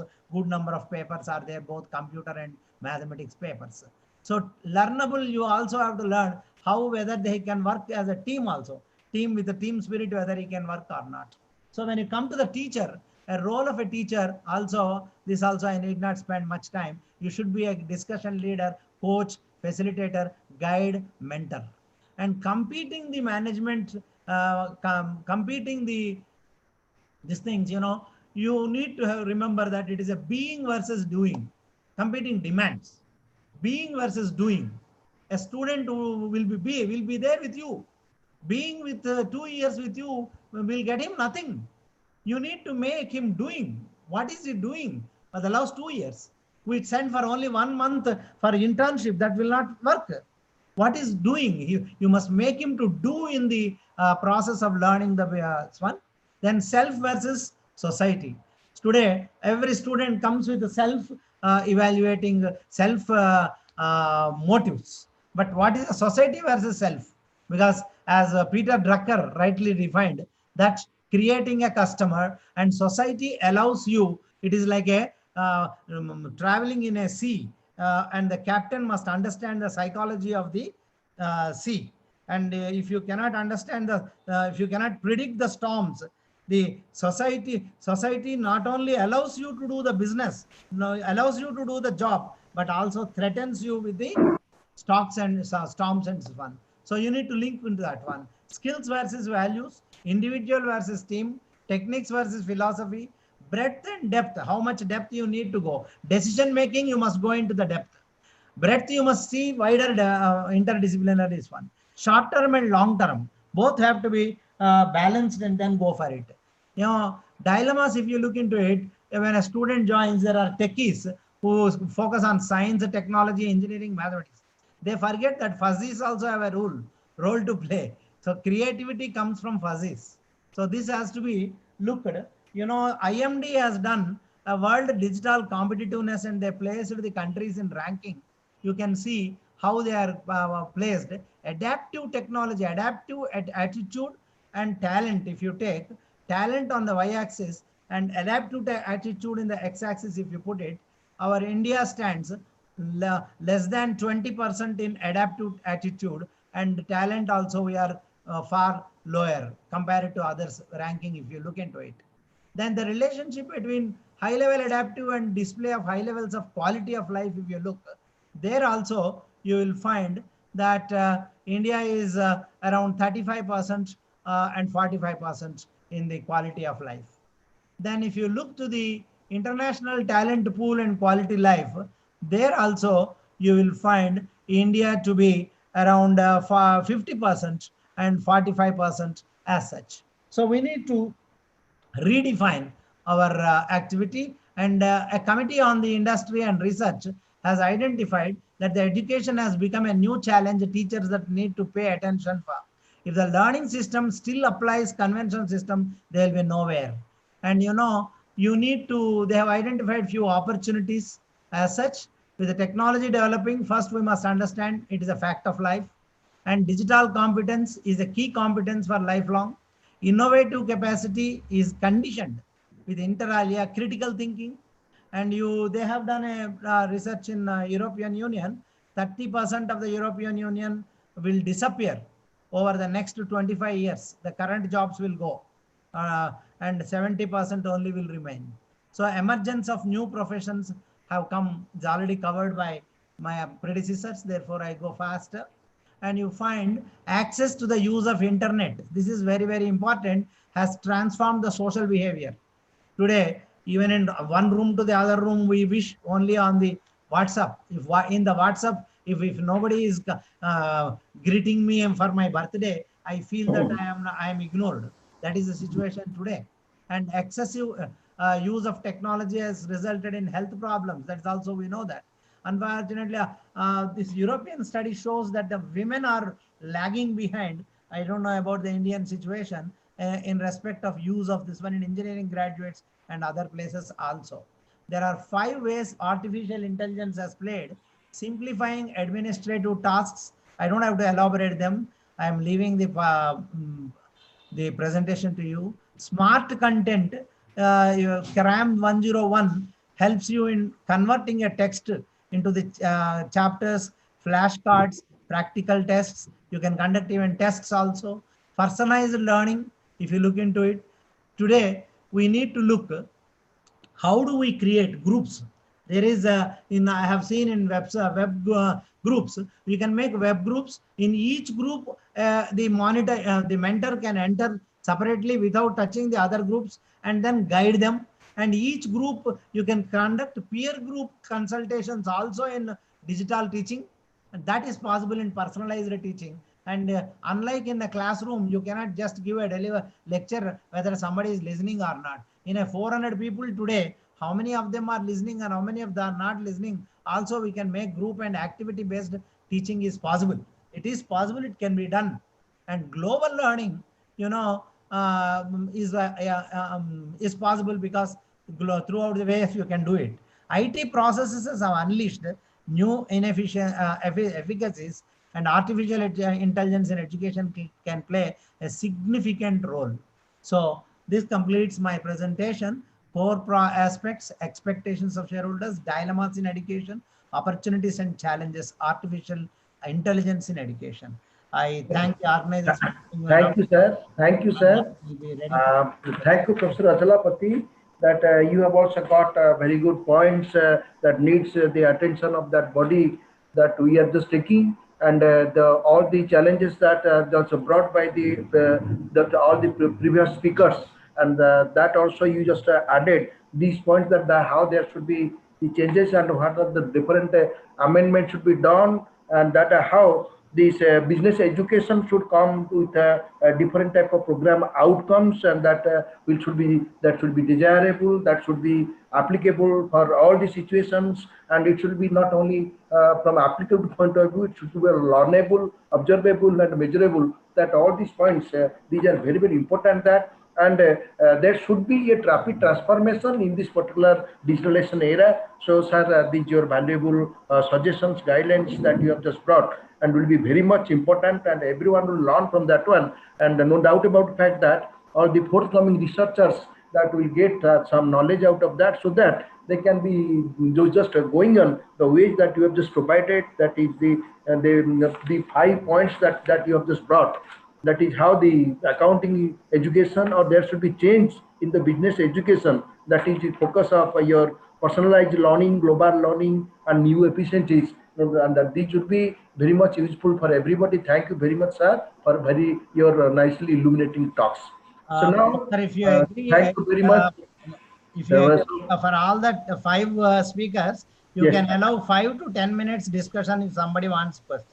Yes, sir. So now this is the topic is just open for the discussion, and all our eminent 4 speakers are just there, and this is all the audience and all the professors that you have I thank all of you for your patience hearing, and that is you all are very just getting out of that. And if you have any point you have got, or some of your suggestions or any questions that if specifically if you want to any of the professors, I just open for the open house discussion, that the others you can just participate in that. I invite other participants that if you want to bring any issues that brought by all our speakers, anyone can just bring. Otherwise, that Two people have raised their hands. Yes, please ask your question. Yes, sir. To avoid contingency, I would request the participants, if they are having any query, they can put it in the chat box, and I would request Maheshwar Sethi to coordinate the questions from the chat box. Yes. You please just write your question in the chat box, so that these will be just given to our professors. Yes. Himanshu, please just look at what questions we are getting, so that yes, sir. Yes. I would request Mr. Maheshwar Sethi from Berhampur University to please coordinate the questions. Mr. Maheshwar Sethi, please just bring all the questions raised by our learned delegates. Sir, one has raised a question that how can we promote informal business education in digital era? Yes. May I ask it to Professor D.B. Ramana, the question asked by this. Thank you very much. I'm happy that you have asked questions. Informal. The very fact that you mentioned it's informal, so therefore it is below the radar of most of the businesses, business schools and universities. But this is where I feel the role of professors and associations like Indian Accounting Association. I think this can be a research because of the digital era, what we are doing on website today, on webinar. I think it is possible to link the people on the unorganized sector to come together and have a conversation. For your information, a few days back, we had a small webinar for street vendors. I just wanted to listen to them, and they were thrilled, and I was happy to see their feedback on law, on the pandemic, on various issues of business. Their knowledge is much above than what we think that they know. So therefore, digital era will reduce the gap between organized and unorganized sector. But we have to make conscious effort. I would say strongly that Indian Accounting Association, Bhubaneswar Branch, should take a lead in creating the knowledge for unorganized sector. And my services are fully available for that. Yes. Thank you, Professor Ramana. I think that in the last couple of years, you, along with all the colleagues of the Utkal University, already for the informal sector, already have launched many programs. So what have you told? Really, these are very much important. Is the Indian Accounting Association looking after? This is only for the institutions and colleges and the business sector. But now this is the right time that you should give some of the informal sector, those who are not able to come to the wing of education or get with that, how we can reach with them so that this will be very much useful for those people. Thank you, Professor Ramana. Yes, next question, please.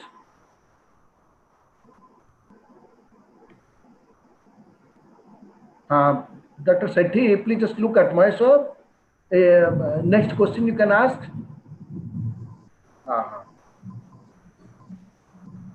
Himanshu, are you getting some questions or should you wind up now? Yes, sir. Sir, we can take one or two questions if you say. Then one question is, sir. Sir, there is one question in the chat box regarding in this digital era, still our students are facing problem to attend classes as well as downloading the informatives from online class. Yes. Sir, any solution for this? Okay. Gulla Kumar sir is asking about this. I think all our professors, we all are facing these problems, and every day the newspapers are flooded that how the students are facing the real problems of getting that online and all this teaching and all these things. Please, can you add some points regarding this? Because everyone is facing the same problem of infrastructure, about connectivity, about your internet and all these things. And in spite of all these things, do you have any observation, any solution? Yeah, I have already mentioned that we need to take two things. Number one, connectivity. Professor Soral has given a very good solution that community centers must be encouraged for connectivity. Yes. Then coming to the downloading, etc., yeah, we should be able to improve the many of the competitions coming from WebEx, Zoom, Google, and others are also coming forward with different ways of recording as well as the downloading. Also, they are solving the problem. Over a period, it will definitely go on. Actually, sir, I want to bring to notice of all that you all professors from the 4 states, you might be doing that. Your government might have taken some steps. That is how the digitalization that we have accepted. That is what the contributions been by the government, so that easily can the students can get their education on online through this digitalization. Yeah, in this respect, I think state governments are doing. Our government, for example, has been trying to give free internet even in railway stations and bus stations. Mostly they focused on cities. But now that the villages are affected very much, they have to spend money on that. I think central government has to think about throughout the India, rural sector must be focused now. Yes, yes. Professor yes. This session. Okay, thank you. We will listen to our esteemed guest. Please. Yes, sir. Professor Ball is saying something. Sir, are you saying something, sir?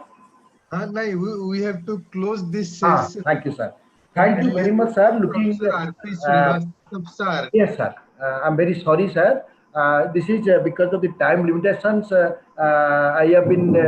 We are just compelling to just wind up here, and but just before winding up this, really this particular panel session was very much illuminating, and many problems, many challenges that you have just brought. That how the different solutions in this digitalization era that you have been provided, that all the researcher and all the business institutions in the state level, government level, that everyone should give attention to all these things, so that in spite of any problems by this digitalization process, the internet connectivity and all these things, that at least our education will not be interrupted. It is going on. No doubt about the fact that there are many problems, and this we have to come across very nicely, and the suggestions you have given, and that is the 3 box that you have given, that how that we should be very careful for the future and in the present situation. And just Professor Bayani in his observation, he have given very right solutions. Sir, naturally that we will just accept all these things. Professor Ramana very nicely just brought about that how the accounting education that should be innovative and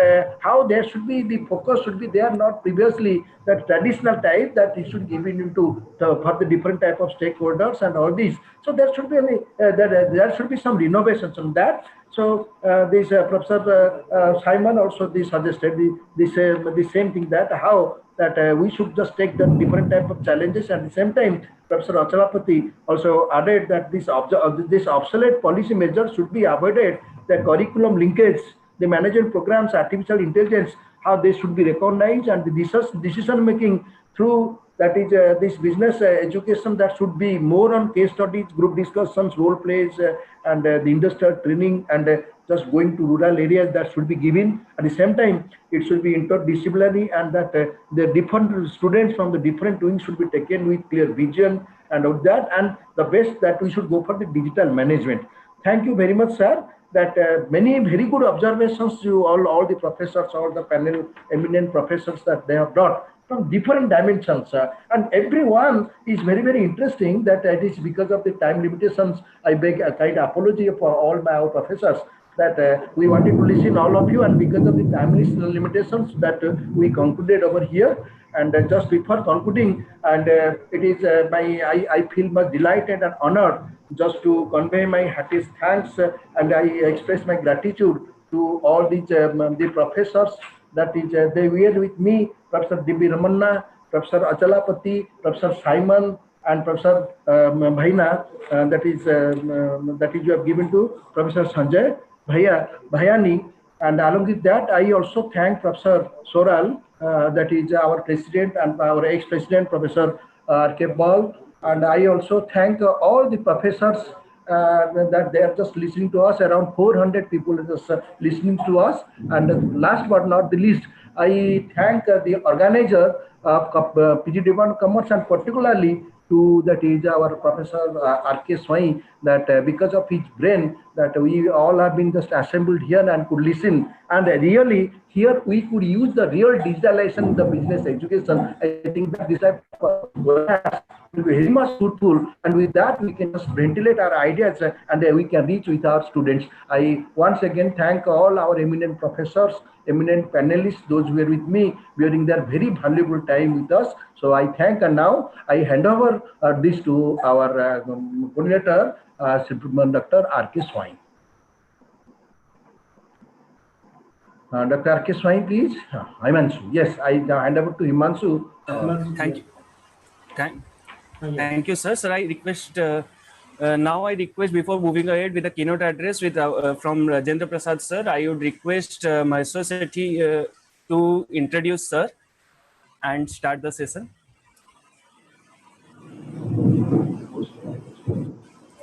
Good evening, everyone. Respected dignitaries on the occasion and dear participants. Really, I am privileged to have the honor of introducing Professor Rajendra Prasad Srivastav to this international webinar on business education and research in digital era. At the outset, I am Maestro Sethi from Department of Commerce, Berhampur University. On behalf of Indian Accounting Association, Bhubaneswar Branch, and PG Department of Commerce, Utkal University, extend a warm welcome to Professor Rajendra Prasad Srivastav, who is going to deliver his talk on the topic, Research in Digital Era. Introducing Professor Srivastav. Professor Srivastav is the former Professor of Accounting and Information Systems in the School of Business, University of Kansas, Lawrence, United States of America. Sir is having a teaching and research experience of more than 30 years. He holds a PhD in accounting from the University of Oklahoma, Norman, and a PhD in physics from the Oregon State University, Corvallis. He has published more than 110 research articles. He has received many international awards for his contribution to the field of accounting. Currently, he is serving as an editor of Journal of Information Systems, published by American Accounting Association. With these few words of introduction, I welcome you, sir, to this session. Hope this session will have an erudite deliberation on the topic Research in Digital Era. Now, I invite Professor Srivastav to deliver his talk. Thank you, everyone. Thank you, Professor Sethi. Can you hear me well? Yes, sir. Yes, sir. Yes, and the slides are shown now. Okay, let's see. Sir, just share the slide, sir. Yeah, well, first of all, I would like to thank Professor Swain and all the organizers of the webinar. I'm really happy to join and happy to share my thoughts. Very, very interesting. I attended right from the beginning, which I started around 5 o'clock your time and 6:30 a.m. my time. Very interesting discussions and presentations. I'm going to focus on business education and research. So actually, my topic is more specific to this here, is research in digital era. So I want to focus on three aspects. A lot of discussion has been already presented on some of these topics, but I will highlight some of the specific issues that I feel is important. Yes? Okay. So first one is how digital era has already impacted and will impact research environment. So I want to highlight some of the issues there. And then what are some of the opportunities? I think some of it came out in our discussion during the panel presentations and inaugural address. But I'm going to be more specific in terms of what are the specific opportunities for us in accounting or business discipline. And of course, the third highlight may be some challenges that we face. So first one, well, how has the digital era really impacted our research environment? I think we all have the experience of when the digital era was not there, means it is not something new. Of course, the coronavirus has accelerated the whole process. We are now forced to even adopt to this situation. And earlier, some of us were interested or using it, and a lot of us were not. But now with the pandemic of coronavirus, I think we all are learning how to deal with it. And so most of all, data gathering. You need data to do research, because simply just having opinion is not enough. You have to substantiate by empirical data, by survey data, or some support of the theory. So if you look at, of course, gathering data has become very, very efficient in this digital era. Now, if you look at, I think it was mentioned in earlier presentation during the panel discussion and inaugural address, survey and interviews. That's one way to gather information. And now that has become really more efficient during this digital era. Earlier, people will use paper and pencil and visit places to gather information, to interview places, send by mail survey instruments. Now, through digital technology, it has become really very, very efficient. You create the instrument and distribute it through digital media. And in no time, you are able to reach all your subjects globally, not only limited to one specific geographical area. You can reach to everybody in the world. Actually, we are doing some research recently. I was involved with Nirma University, and they want to look at the impact of COVID-19 globally, how it has affected the educational environment. So we are preparing some questionnaires and we'll distribute through the internet. So even the interviews used to be one-on-one, personal visit and tape recording. Now you don't have to do it. Use this technology that we are involved right now, like Zoom, and I think Microsoft has it, Google has it, the technology where you can go on the internet and have one-on-one discussion face-to-face and tape record the responses. So data collecting through survey and interviews has become very, very efficient.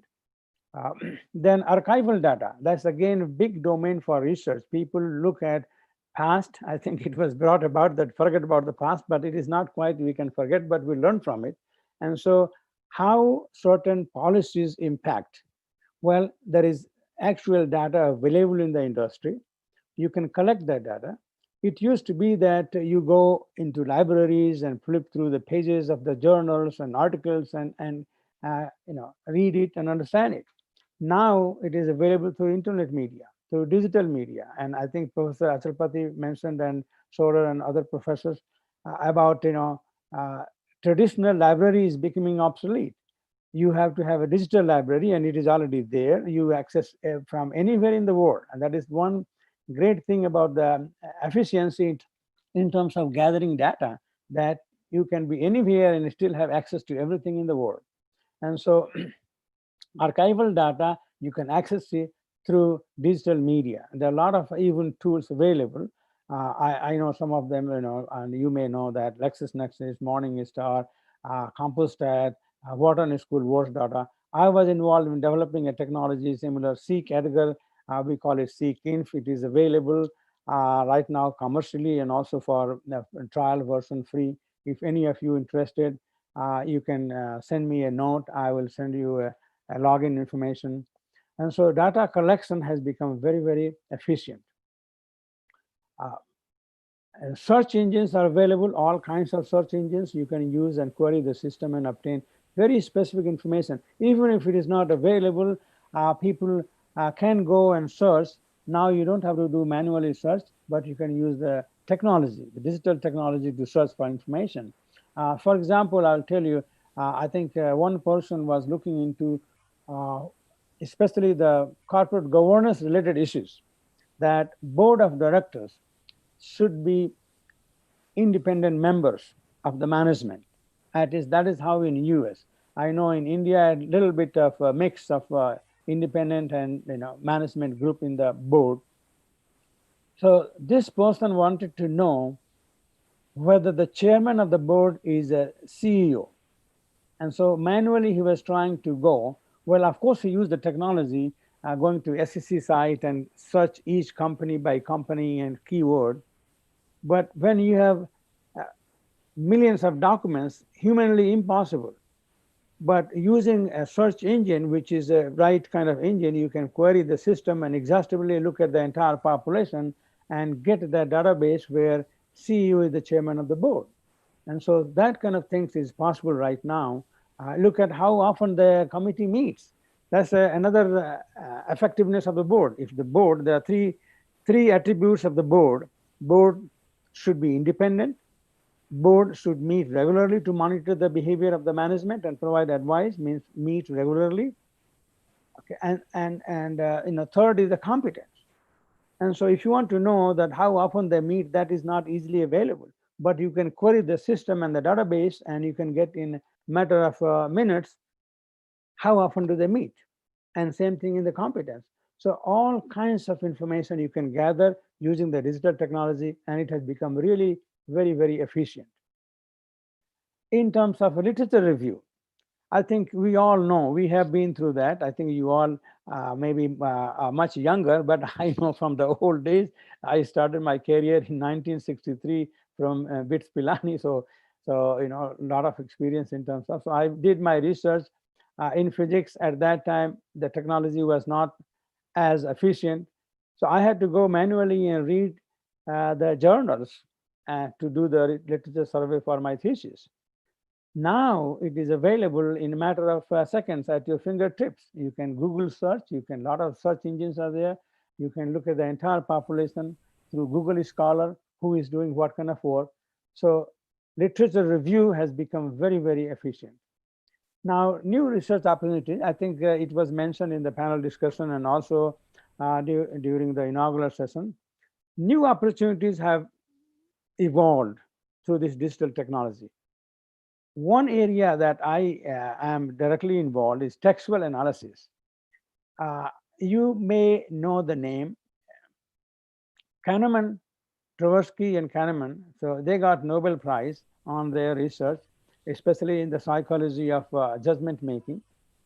And they state emphatically that when somebody writes something, it reflects their personality. So if you look at the management, if they're writing their annual reports through management discussion analysis or just preparing the annual reports, what they say and how they say reflects their personality. And so the textual analysis has become a big thing now.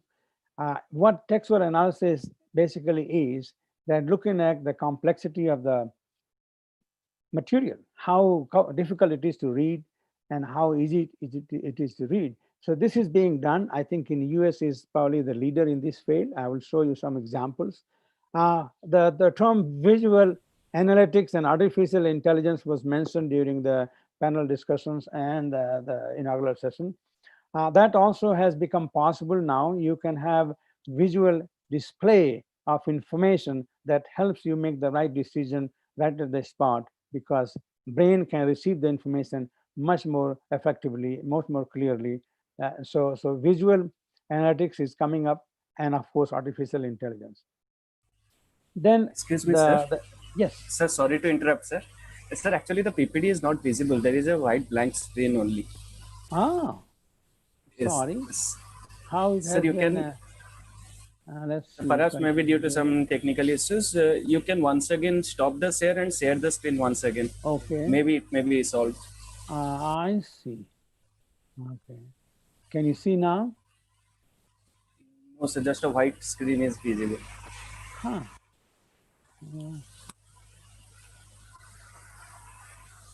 So let me.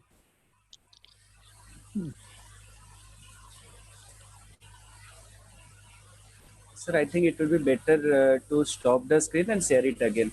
Okay. Yes, sir. Okay, let's see.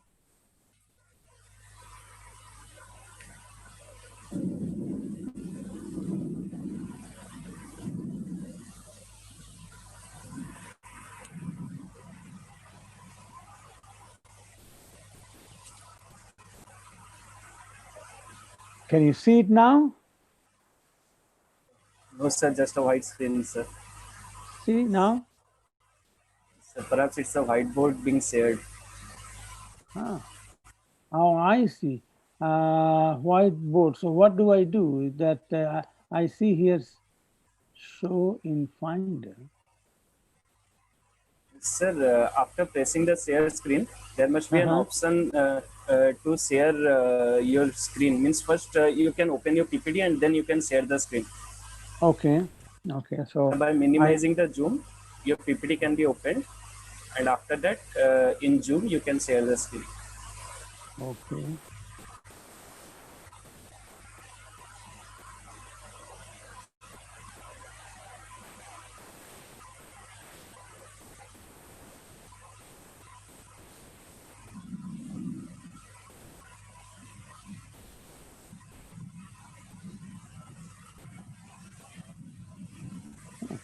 This is strange. I never had this problem.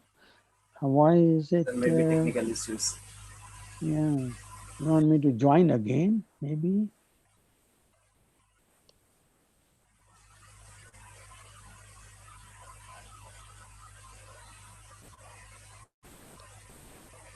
Okay, share screen. So a basic, advanced, there are three Yes, sir. options. So yes, sir. should Under I? basic. Okay, under and basic then there share. must be. No, sir. This is the whiteboard. Under basic, below whiteboard, there must be a screen showing your PowerPoint presentation. Okay. Under basic, there are 2 to 3 tabs. Okay. Basic. Under Oh, basic, I there must be see. 2. Okay. Yes, sir. Yes, sir. Oh my goodness. Sorry about that. So from Yes, the sir. Now beginning, it's nobody visible, saw sir. anything? Is that right? Yes, sir. Yes, sir. Yes, It's visible now, sir. Thank you, sir. So Sorry for the sorry. interruption, sir. Thank you, sir. Okay. Okay. So these are the three items I want to focus on. I talked about how it's going to impact the research environment and what are some of the new opportunities and the challenges. And then this was the first part where gathering data, I mentioned about it, how efficient it has become now to gather data, irrespective of your methodology, whether you are doing survey research or case studies where you have to talk to individuals and tape record their responses. It all has become really very, very efficient. So that is the one aspect. Then a lot of research is being through archival data where you need the data. Well, businesses have jumped into this opportunity trying to provide you data, companies' information, whether it is India or Europe or America. All this data is available. There are some products that is available online. And so collecting data for archival research is very efficient now. I have been involved in developing also a technology for last actually 25 years. We call it Seek Edgar, or there is a link there. And if somebody wants to try it out, I can send me an email. Also, search engines, a lot of different search engines have been available where you can search for specific information, even if it is not available in the public domain or any of the providers not there. Well, you can query the system and get specific information that you want. So that is one. Of course, literature review used to be very manual and laborious job. Now it is very efficient. You can use the digital technology and search the entire population of literature and find out what is being done or who has done it and use in your research. So that has become very, very efficient. And of course, research opportunities. I want to focus here in few minutes. Textual analysis is one area, means simply how complex the text is and how management is saying what. There are some specific areas in the textual analysis like sentiments analysis, readability indices, risk matrix, competition matrix, all these kind of things. Very exciting result. I will show you some of the slides. Visual analytics and artificial intelligence were talked about. I think with the digital technology available, it is all possible. So collaboration, in fact, that has become really easy. I mean, we see right now I'm here in US and other presenters are in India, and we can collaborate, discuss one-on-one, face-to-face. So that has become also easy. You can be anywhere in the world and still collaborate on research and ideas. Of course, submitting articles, reviewing articles, all have become very, very efficient. Research productivity in general has already increased and it will increase even further. New ideas, as we talked about innovation, new way to do things is coming up. And so it is all the creativity of the individuals that will contribute to all this process. And digital era has really accelerated the progress. And so research opportunities, textual analysis, as mentioned, there are a lot of different kinds of textual analysis. One is sentiment analysis, you all may know. I think there are some businesses also, they read the business articles in newspapers and provide sentiments, whether it is a positive sentiment about the company or negative sentiments. Readability indices is how complex the document is. I have some examples I want to share with you. Means depending on the word, complex words, complex sentences, how easy to understand the document. And especially in our context, it's very interesting. If somebody is falsifying, looks like their document, their filings are a little more complex than the others. Then word variation, there is a technology available that you can what are the words that management is not using or using when they are trying to falsify information. So that's a pretty interesting domain.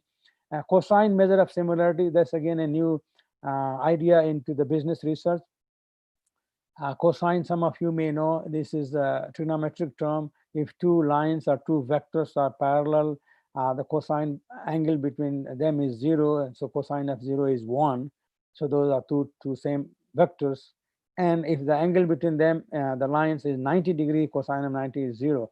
Someone in academic developed this measure, cosine measure of similarity, where two documents treated as a vector. So each word is a vector. So if two documents, each word is common in the two documents, means every word is a common, that means they're the same vector.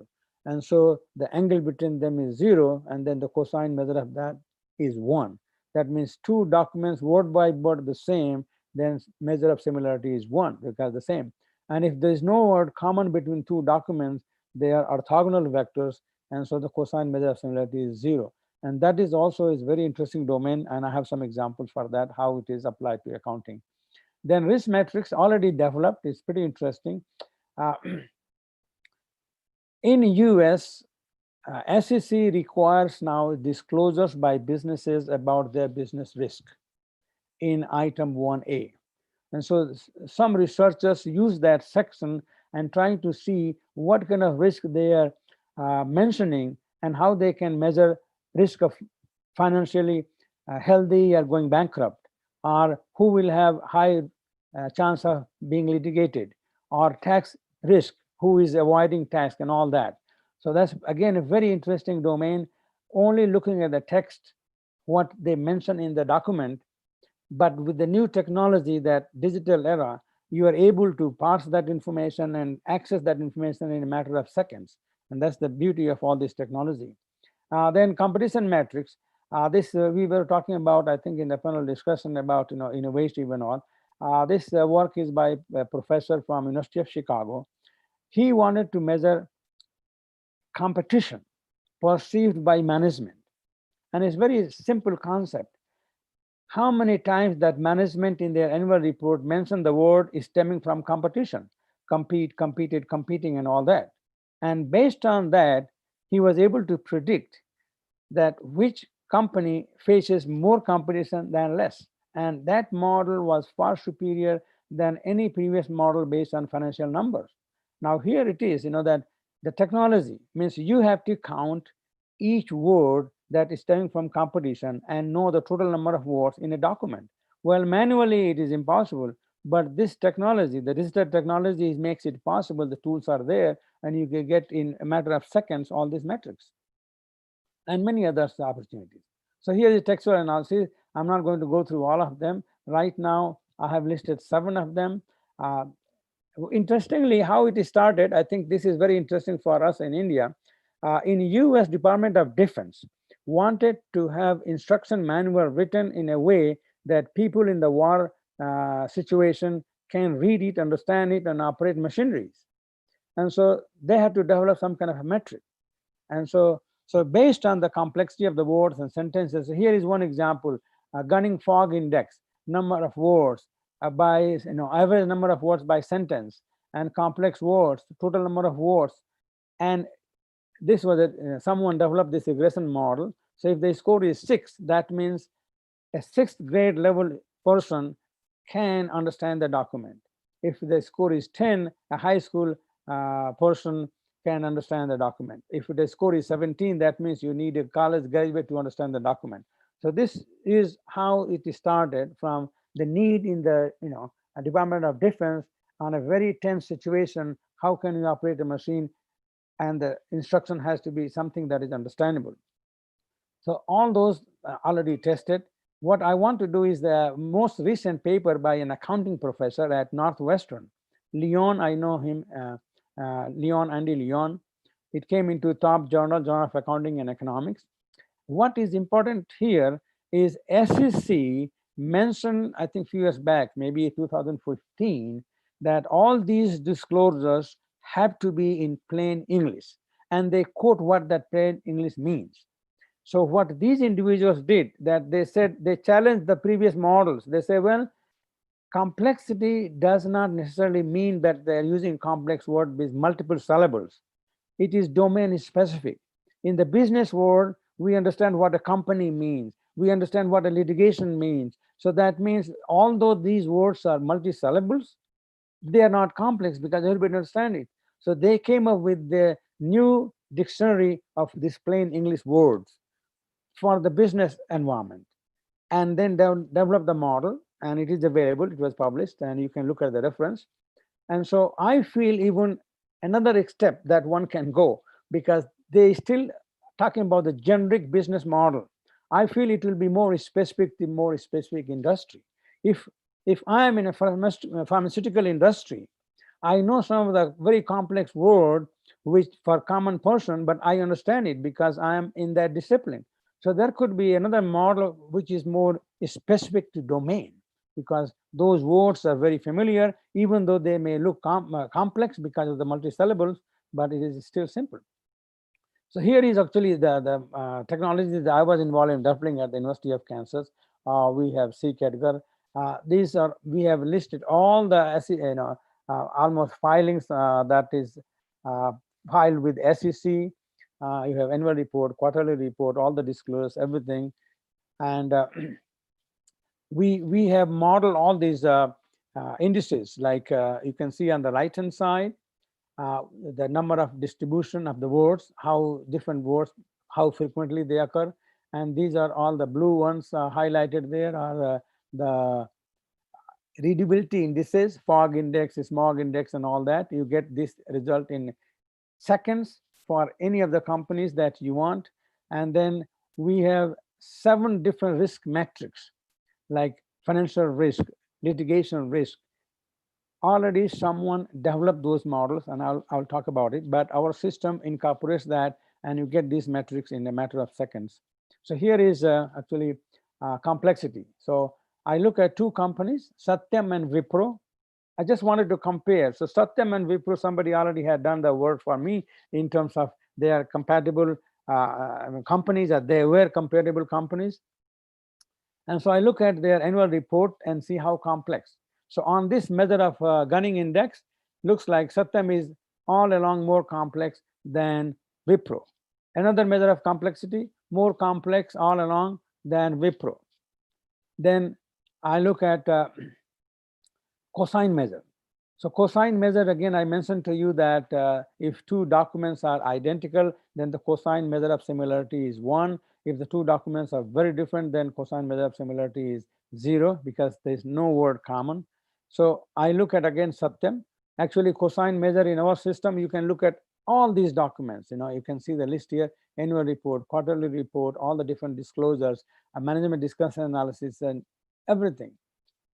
So I collected the data, and here is Satyam and Wipro. Wipro, I look at a fixed reference point, 2003. 2003, so 2004, Satyam was different compared to 2003. 2005, very, very different. 2006, picked up little. Whereas Wipro, very different. I mean, changes, but 2005 again lowest. But between the 2, Satyam and Wipro, big difference. Well, in Wipro, some change may be regulatory because there were some requirements to make changes. But you can see such a big difference for Satyam. Well, I said, well, let me look at the subsequent changes. So I look at the subsequent change. So 3 to 4, 4 to 5, 5 to 6, 6 to 7. I was amazed. I was surprised. I couldn't believe it. Look at that. Satyam, such a big difference in the year they committed fraud, but Wipro incremental change is very little. Then I tried another one. This is a Bancorp, another fraudulent company. You can see changing, a big change in the year they committed fraud. I said, well, let me look at the incremental. Look at it. I couldn't believe it. As a physicist, I said, this is wonderful. And so the year they committed fraud, big change between 14 to 15. And so this can be used for analyzing who is misbehaving, who is defrauding, and all that. This could be a predictive model, or for all different kinds of purposes. But this is where the research is needed.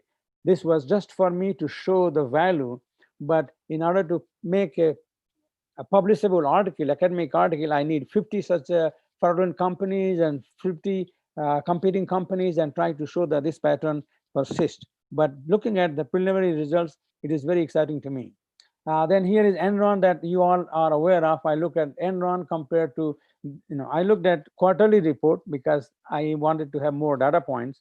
So you can see the quarterly report changing, and the lowest point is very different the year they committed fraud and went bankrupt. So there is a message here. Textual analysis of all kinds. There's a paper by this Professor Liu and Moffitt. They looked at the comments letter. Comments letter is when SEC reviews the filings and they see some concerns, they write a letter to the company, and then company responds to those comments. They looked at that and find out the certain patterns of the way they were responding tells that they are going to restate their financial statement. And there's a very useful information because restatement means a lot of issues. And so people who are looking at the investment opportunities, they want to see which company is going to restate the financial statement, which is not. So this is predicting way before they have to restate, and this is a predictive model. So So there are a lot of such opportunities that one can engage into the textual analysis. And given the technology, it is a matter of data collection is matter of minutes. It is your creativity that has to come and see what really I need to see. Here is a very simple concept that was by Feng Li. He just counted the 6 words that is at the bottom: risk, risky, risky, uncertain, uncertainties, and uncertainties, and said, all right, now let's count this, and a risk metric will be log of 1 plus that number. Okay, well, if the no such word appear, then log of 1, which is 0, so the risk sentiment is 0. Well, I just programmed this. We have already programmed in our system for any company. You can look at it. I look at Enron and plotted this graph and look at it. It's going up and up, higher, higher, and the year they went bankrupt, this is the highest risk. I don't think they were really trying to communicate to the public that we are becoming more risky. But this metric really shows that, look, how risky this company was. Then this is the paper that I want to highlight for some of you researchers. Dhaliwal was a distinguished professor at University of Arizona. Unfortunately, he is not anymore alive, but he was a very big contributor to the research domain. So they look at the item 1A. This is a section of the annual report where SEC requires management to disclose business risk. So they look at that section and develop some kind of a list of phrases and words that relate to financial risk. So this is just a sample of it. Chapter 9, 11 deal with the bankruptcy filings, then collateral, so all these lists. And then they develop the measure for financial risk. Then they similarly did for litigation. So which company is more likely to be litigated?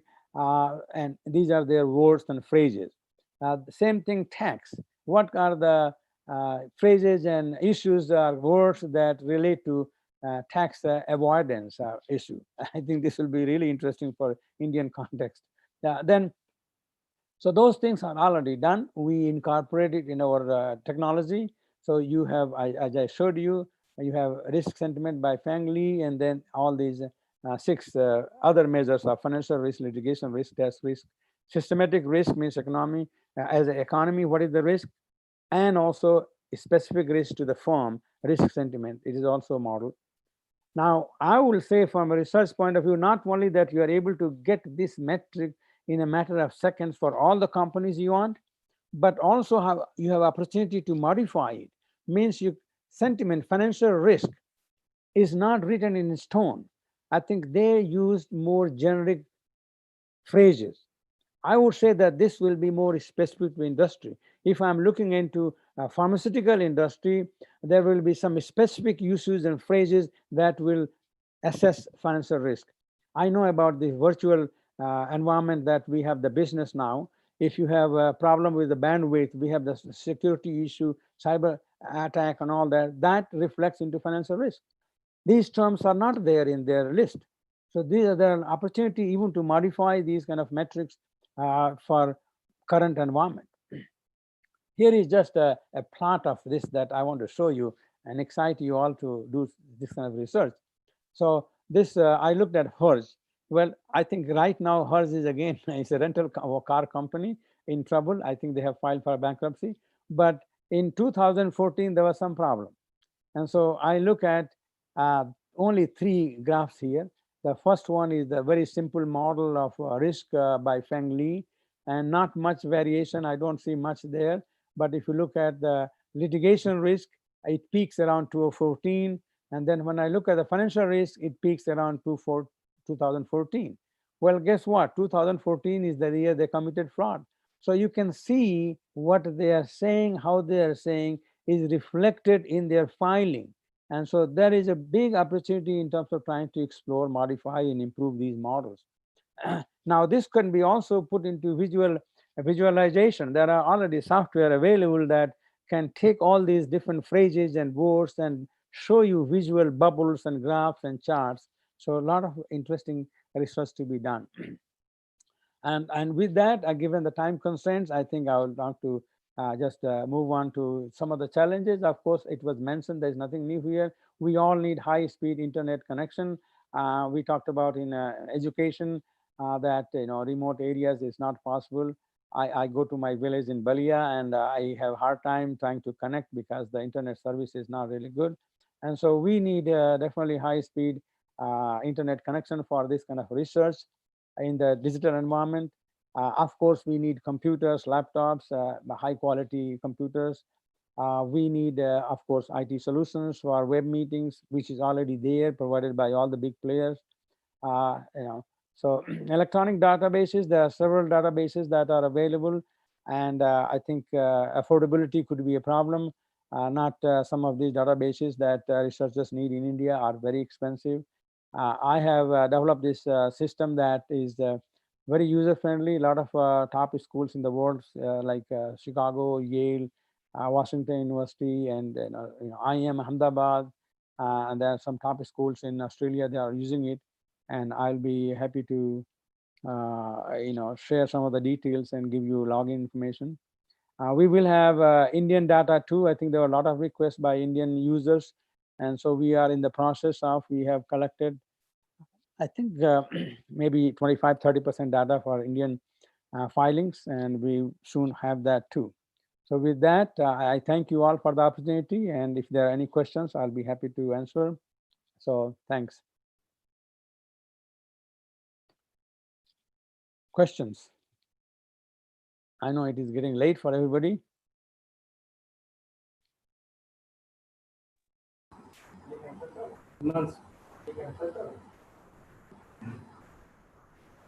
Hello. Yes, sir. Yes, any question? Go ahead. Sir, before heading towards attending the questions of the participants, now I would like to thank you, sir, that you for stressing upon the fact that how text can speak much more than the digits, and how you really, sir, you highlighted how the text can be analyzed through different digital platforms and different digital equipments to gain more insight into the financial statement of the companies. And that is the in the previous session that the panelists were discussing, that we should give more emphasis upon the qualitative research than the quantitative research. And your deliberation in this direction is really very supporting, and I am very, very thankful to you for this insightful discussion on the topic research in digital era. Now that due to scarcity of time, that we'll pick up 2-3 questions from the audience.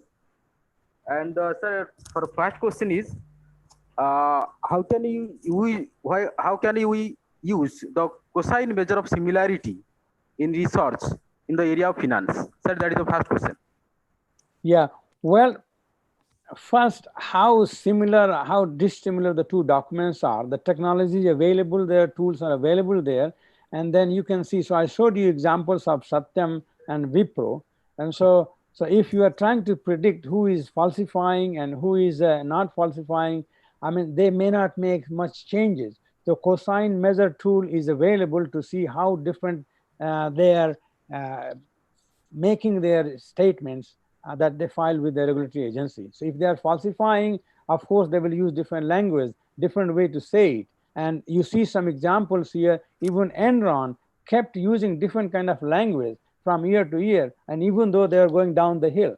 So it is on you as a researcher to see really what is inside. When the two documents are different, maybe look at their, what are the words. So you can use word distribution from year to year, almost 5 years, 10 years, and there are some words that may be avoiding and some words they are using. And definitely I know from Enron, they were using a lot more superlative words in terms of projecting the future, very glorious future, whereas they were all going down the hill.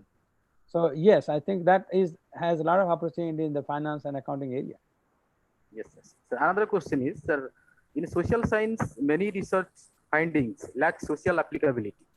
In this context, how the research in digital era can brought the benefits of the research to the society? Of course, like you saw, the management, if they're misrepresenting the facts, they're taking a different tone, different words, and so these sentiments analysis, risk analysis, tone analysis will help, in fact, predict who is trying to manipulate. So before really things happen, you may catch and then take regulatory action against those people. So it will overall benefit the society, even convey the people who are trying to put their money into companies who may be saying a lot of glorious things, but that the bottom line is that they are really going bankrupt. So that will be a big benefit to the society, that you are telling and warning people that, hey, there is a problem here. Don't, these people are saying all this glorious thing, but the bottom line is that they are misstating everything and misbehaving. So I think this has a lot of value in terms of, even the visual one. I think I know some papers that use some of these things and put a smiley faces or, sick faces. So just looking at the face, you can say whether this company is really a happy company, because you can incorporate some of those measures into a facial expression. And so there a long time back, professor, I think from my school in Oklahoma, Professor Moriarty wrote a paper that came into Journal of Accounting Research, that's the top journal, Smiling Faces. And he was able to use right kind of metric ratios to show the smile, to upward smile, a backward face, and all different kinds of facial expression. And it was shown that yes, it reflects really the health of the company. So a lot of more opportunity there in terms of trying to design a display which reflects the performance of the company. Okay, sir. So the next question is, sir, you are talking about textual analysis. Sir, one of the participants is asking that what are the softwares available for this textual analysis? Well, you can Google it. A lot of softwares available for textual analysis. You can look at the word count, sentence count, and all these metrics are available, that you can do complexity of the words. We have also developed the system at the University of Kansas. I mentioned to you in the slide. I can send you the slide and you can share with your participants that if you have the email address, I can send you. But these tools are available, some of the data providers like our system already built in features. All the publicly held companies who have filed with SEC, even including companies in India, you can get all these textual analysis and cosine measures and comparison metrics built in our system. But there are many softwares, you can Google it. It's the current trend right now. It's the current trend. Even some softwares you can upload your own document and then get the sentiments analysis and textual analysis. So it's textual. I mean, these softwares are available and very efficient. Yes, sir. This text is the textual analysis is same as content analysis, or it is something otherwise? Well, content analysis is similar, but the content here is the text.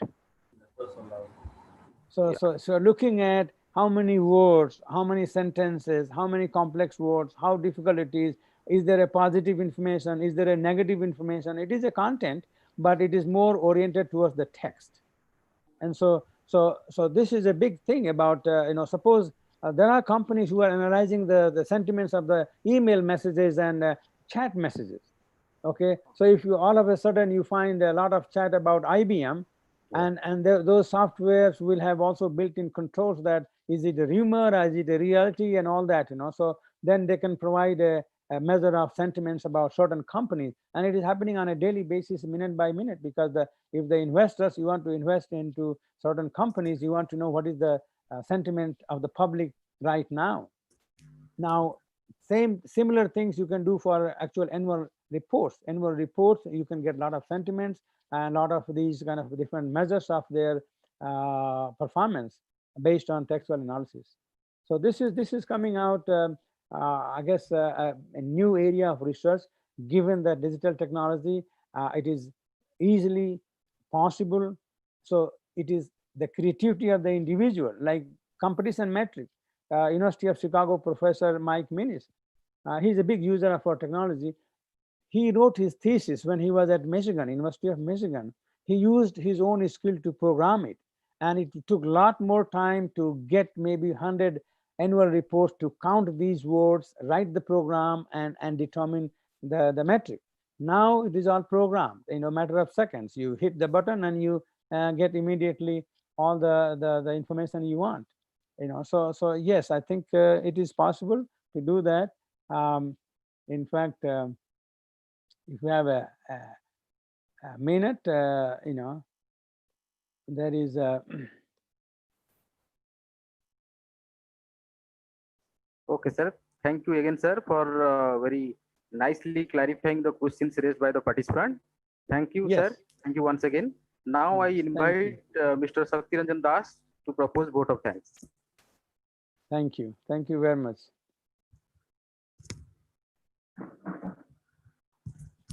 Thank you, sir. Respected today's keynote speaker, Professor R.P. Srivastav, sir, invited dignitaries on the occasion and all the participants. Once again, good evening to all of you. On behalf of Indian Accounting Association Bhubaneswar Branch and PG Dept of Commerce, Utkal University, Bhubaneswar, I, Shakti Ranjan Das, Assistant Professor, Barampur University, would like to propose vote of thanks to our keynote speaker, Professor Rajendra Prasad Srivastav, sir. It's a great honor for us to listen from you, sir. Really, your deliberation was value-enriching and thought-provoking. Once again, I extend my deep sense of gratitude to Professor Srivastav, sir, for giving his valuable time and sharing his rich experience. I also extend my heartfelt thanks to all the participants for their gracious digital presence on this occasion. With this note, now I invite Professor Rabindra Kumar Swai, General Secretary, IAA Bhubaneswar Branch, to give his concluding remark and note of appreciation. Sir, please. Thank you, Shakti. Once again, I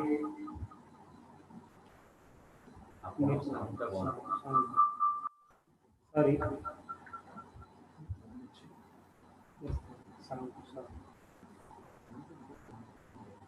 Hello. Hello.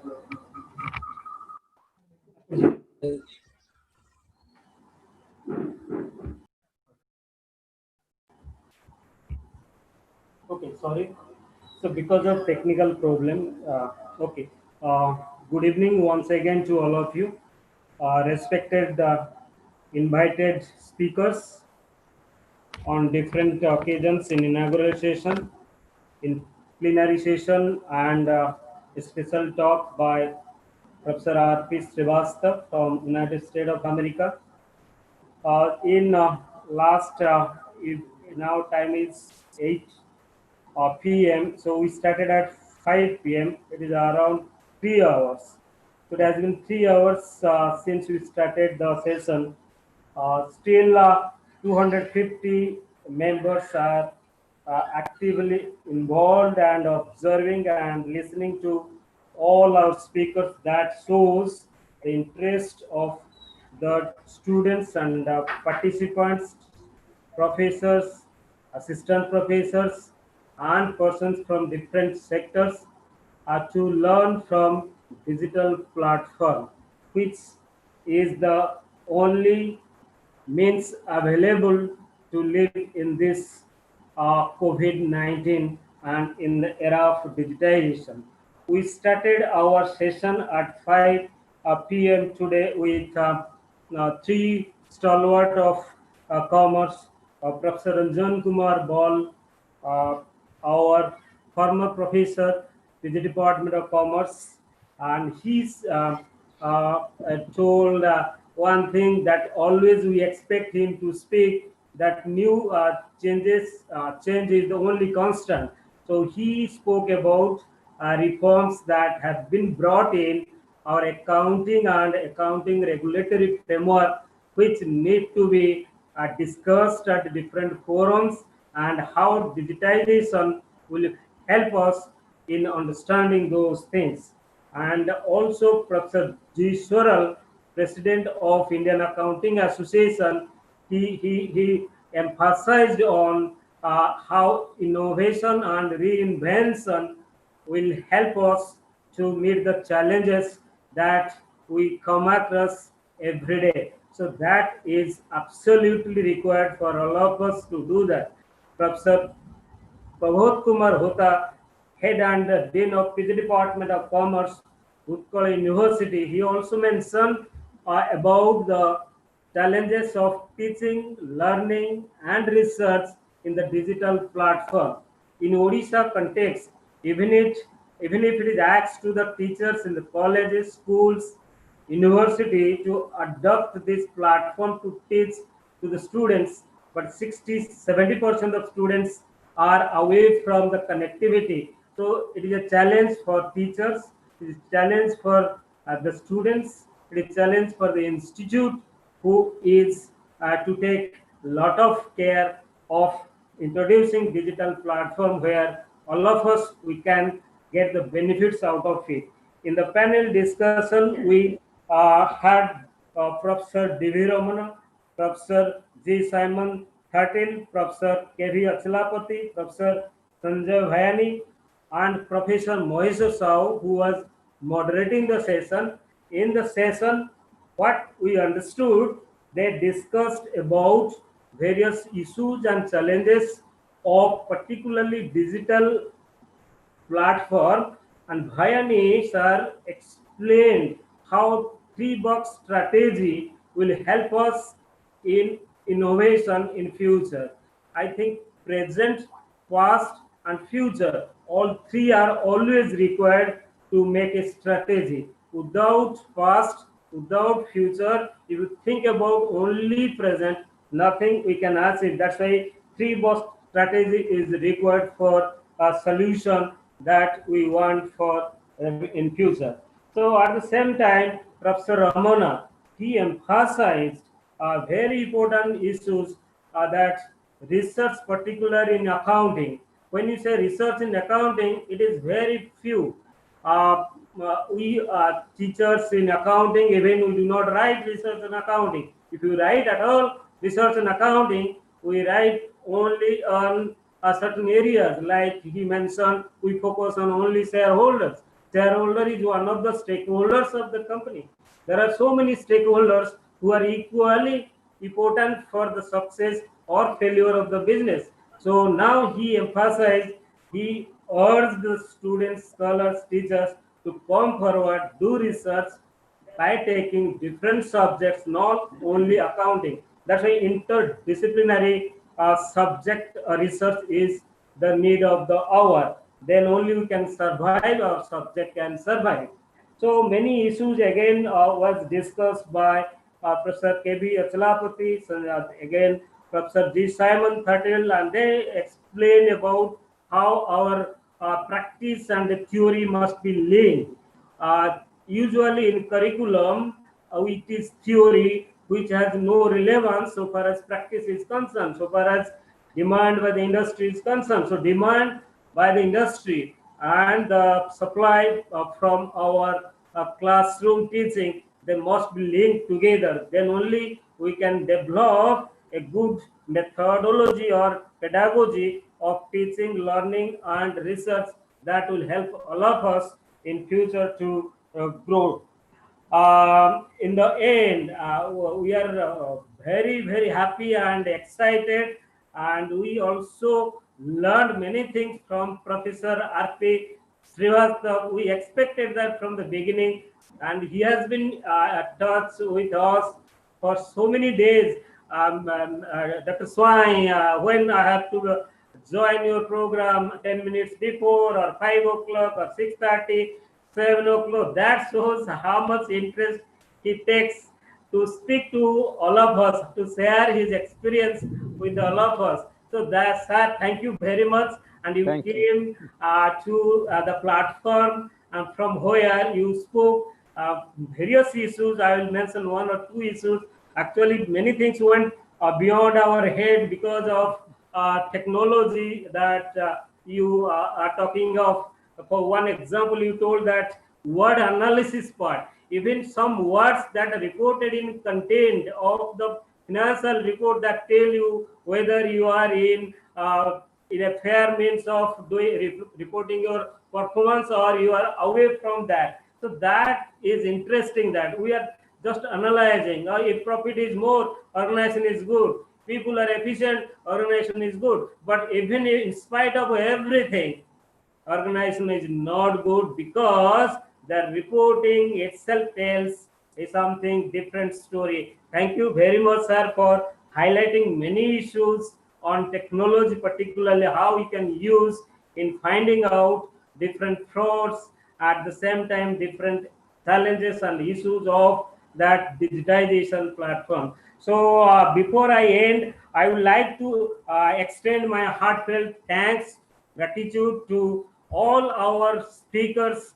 starting from inaugural session till the special talk by Professor R.P. Srivastav. I would extend my heartfelt gratitude to Professor G. Sural, Professor R.K. Ball, Professor P.K. Hota, Professor D.V. Ramana, Professor G. Simon Thatil, Professor K.V. Achalapati, Professor Sanjay Bhayani, Professor Moheshwar Sahu, Professor R.P. Srivastav for taking time out of their schedule and explaining many things which I think all our participants must have got benefited out of that. We hope similar type of association in future. Thank you very much to all of you, sir. At the same time, I extend my gratitude to my team members, those who have been working with us for so many days to make it a great success. I think, I hope we have achieved what we expected to achieve, and you have achieved more than that. Credit goes to all of you. Himanshu Agrawal, Chandrika Prasad Das, Bhoyeswar Sethi, Muna Sahu, Saktiranjan Das, Bamdev Mishra, Ranjita Naik, and many others who were directly, indirectly were associated in organizing this webinar. At the same time, participants without whom this webinar would not have been possible. They are king of our discussion. Customers are the king. So participants are the king. Without them, our discussion would not have been possible, would not have been fertile, would not have been that is educative. That's why my thanks go to each one of them. Thank you very much, all of you who participated and remained in this platform for 3 hours plus. Thank you very much. Again, we'll meet in another forum, another 10 days after. So we would like to also extend my heartfelt gratitude to my students of PG Department of Commerce and who have been also in this participant list. They are listening and getting benefits out of that. So I extend special thanks to Professor Ranjan Kumar Bal, who is the chief patron of this particular seminar, under whose leadership we are organizing this webinar. Sir, thank you very much. Always keep blessing like this. Under your guidance, we will go beyond the limit, beyond your expectation. And at the end, I extend thanks to all of you for your participation, cooperation, support. Thank you, one and all. Thank you very much. Thank you. Namaste. Good night, sir. Thank you. Namaskar. Now we are coming to end of this program. Thank you.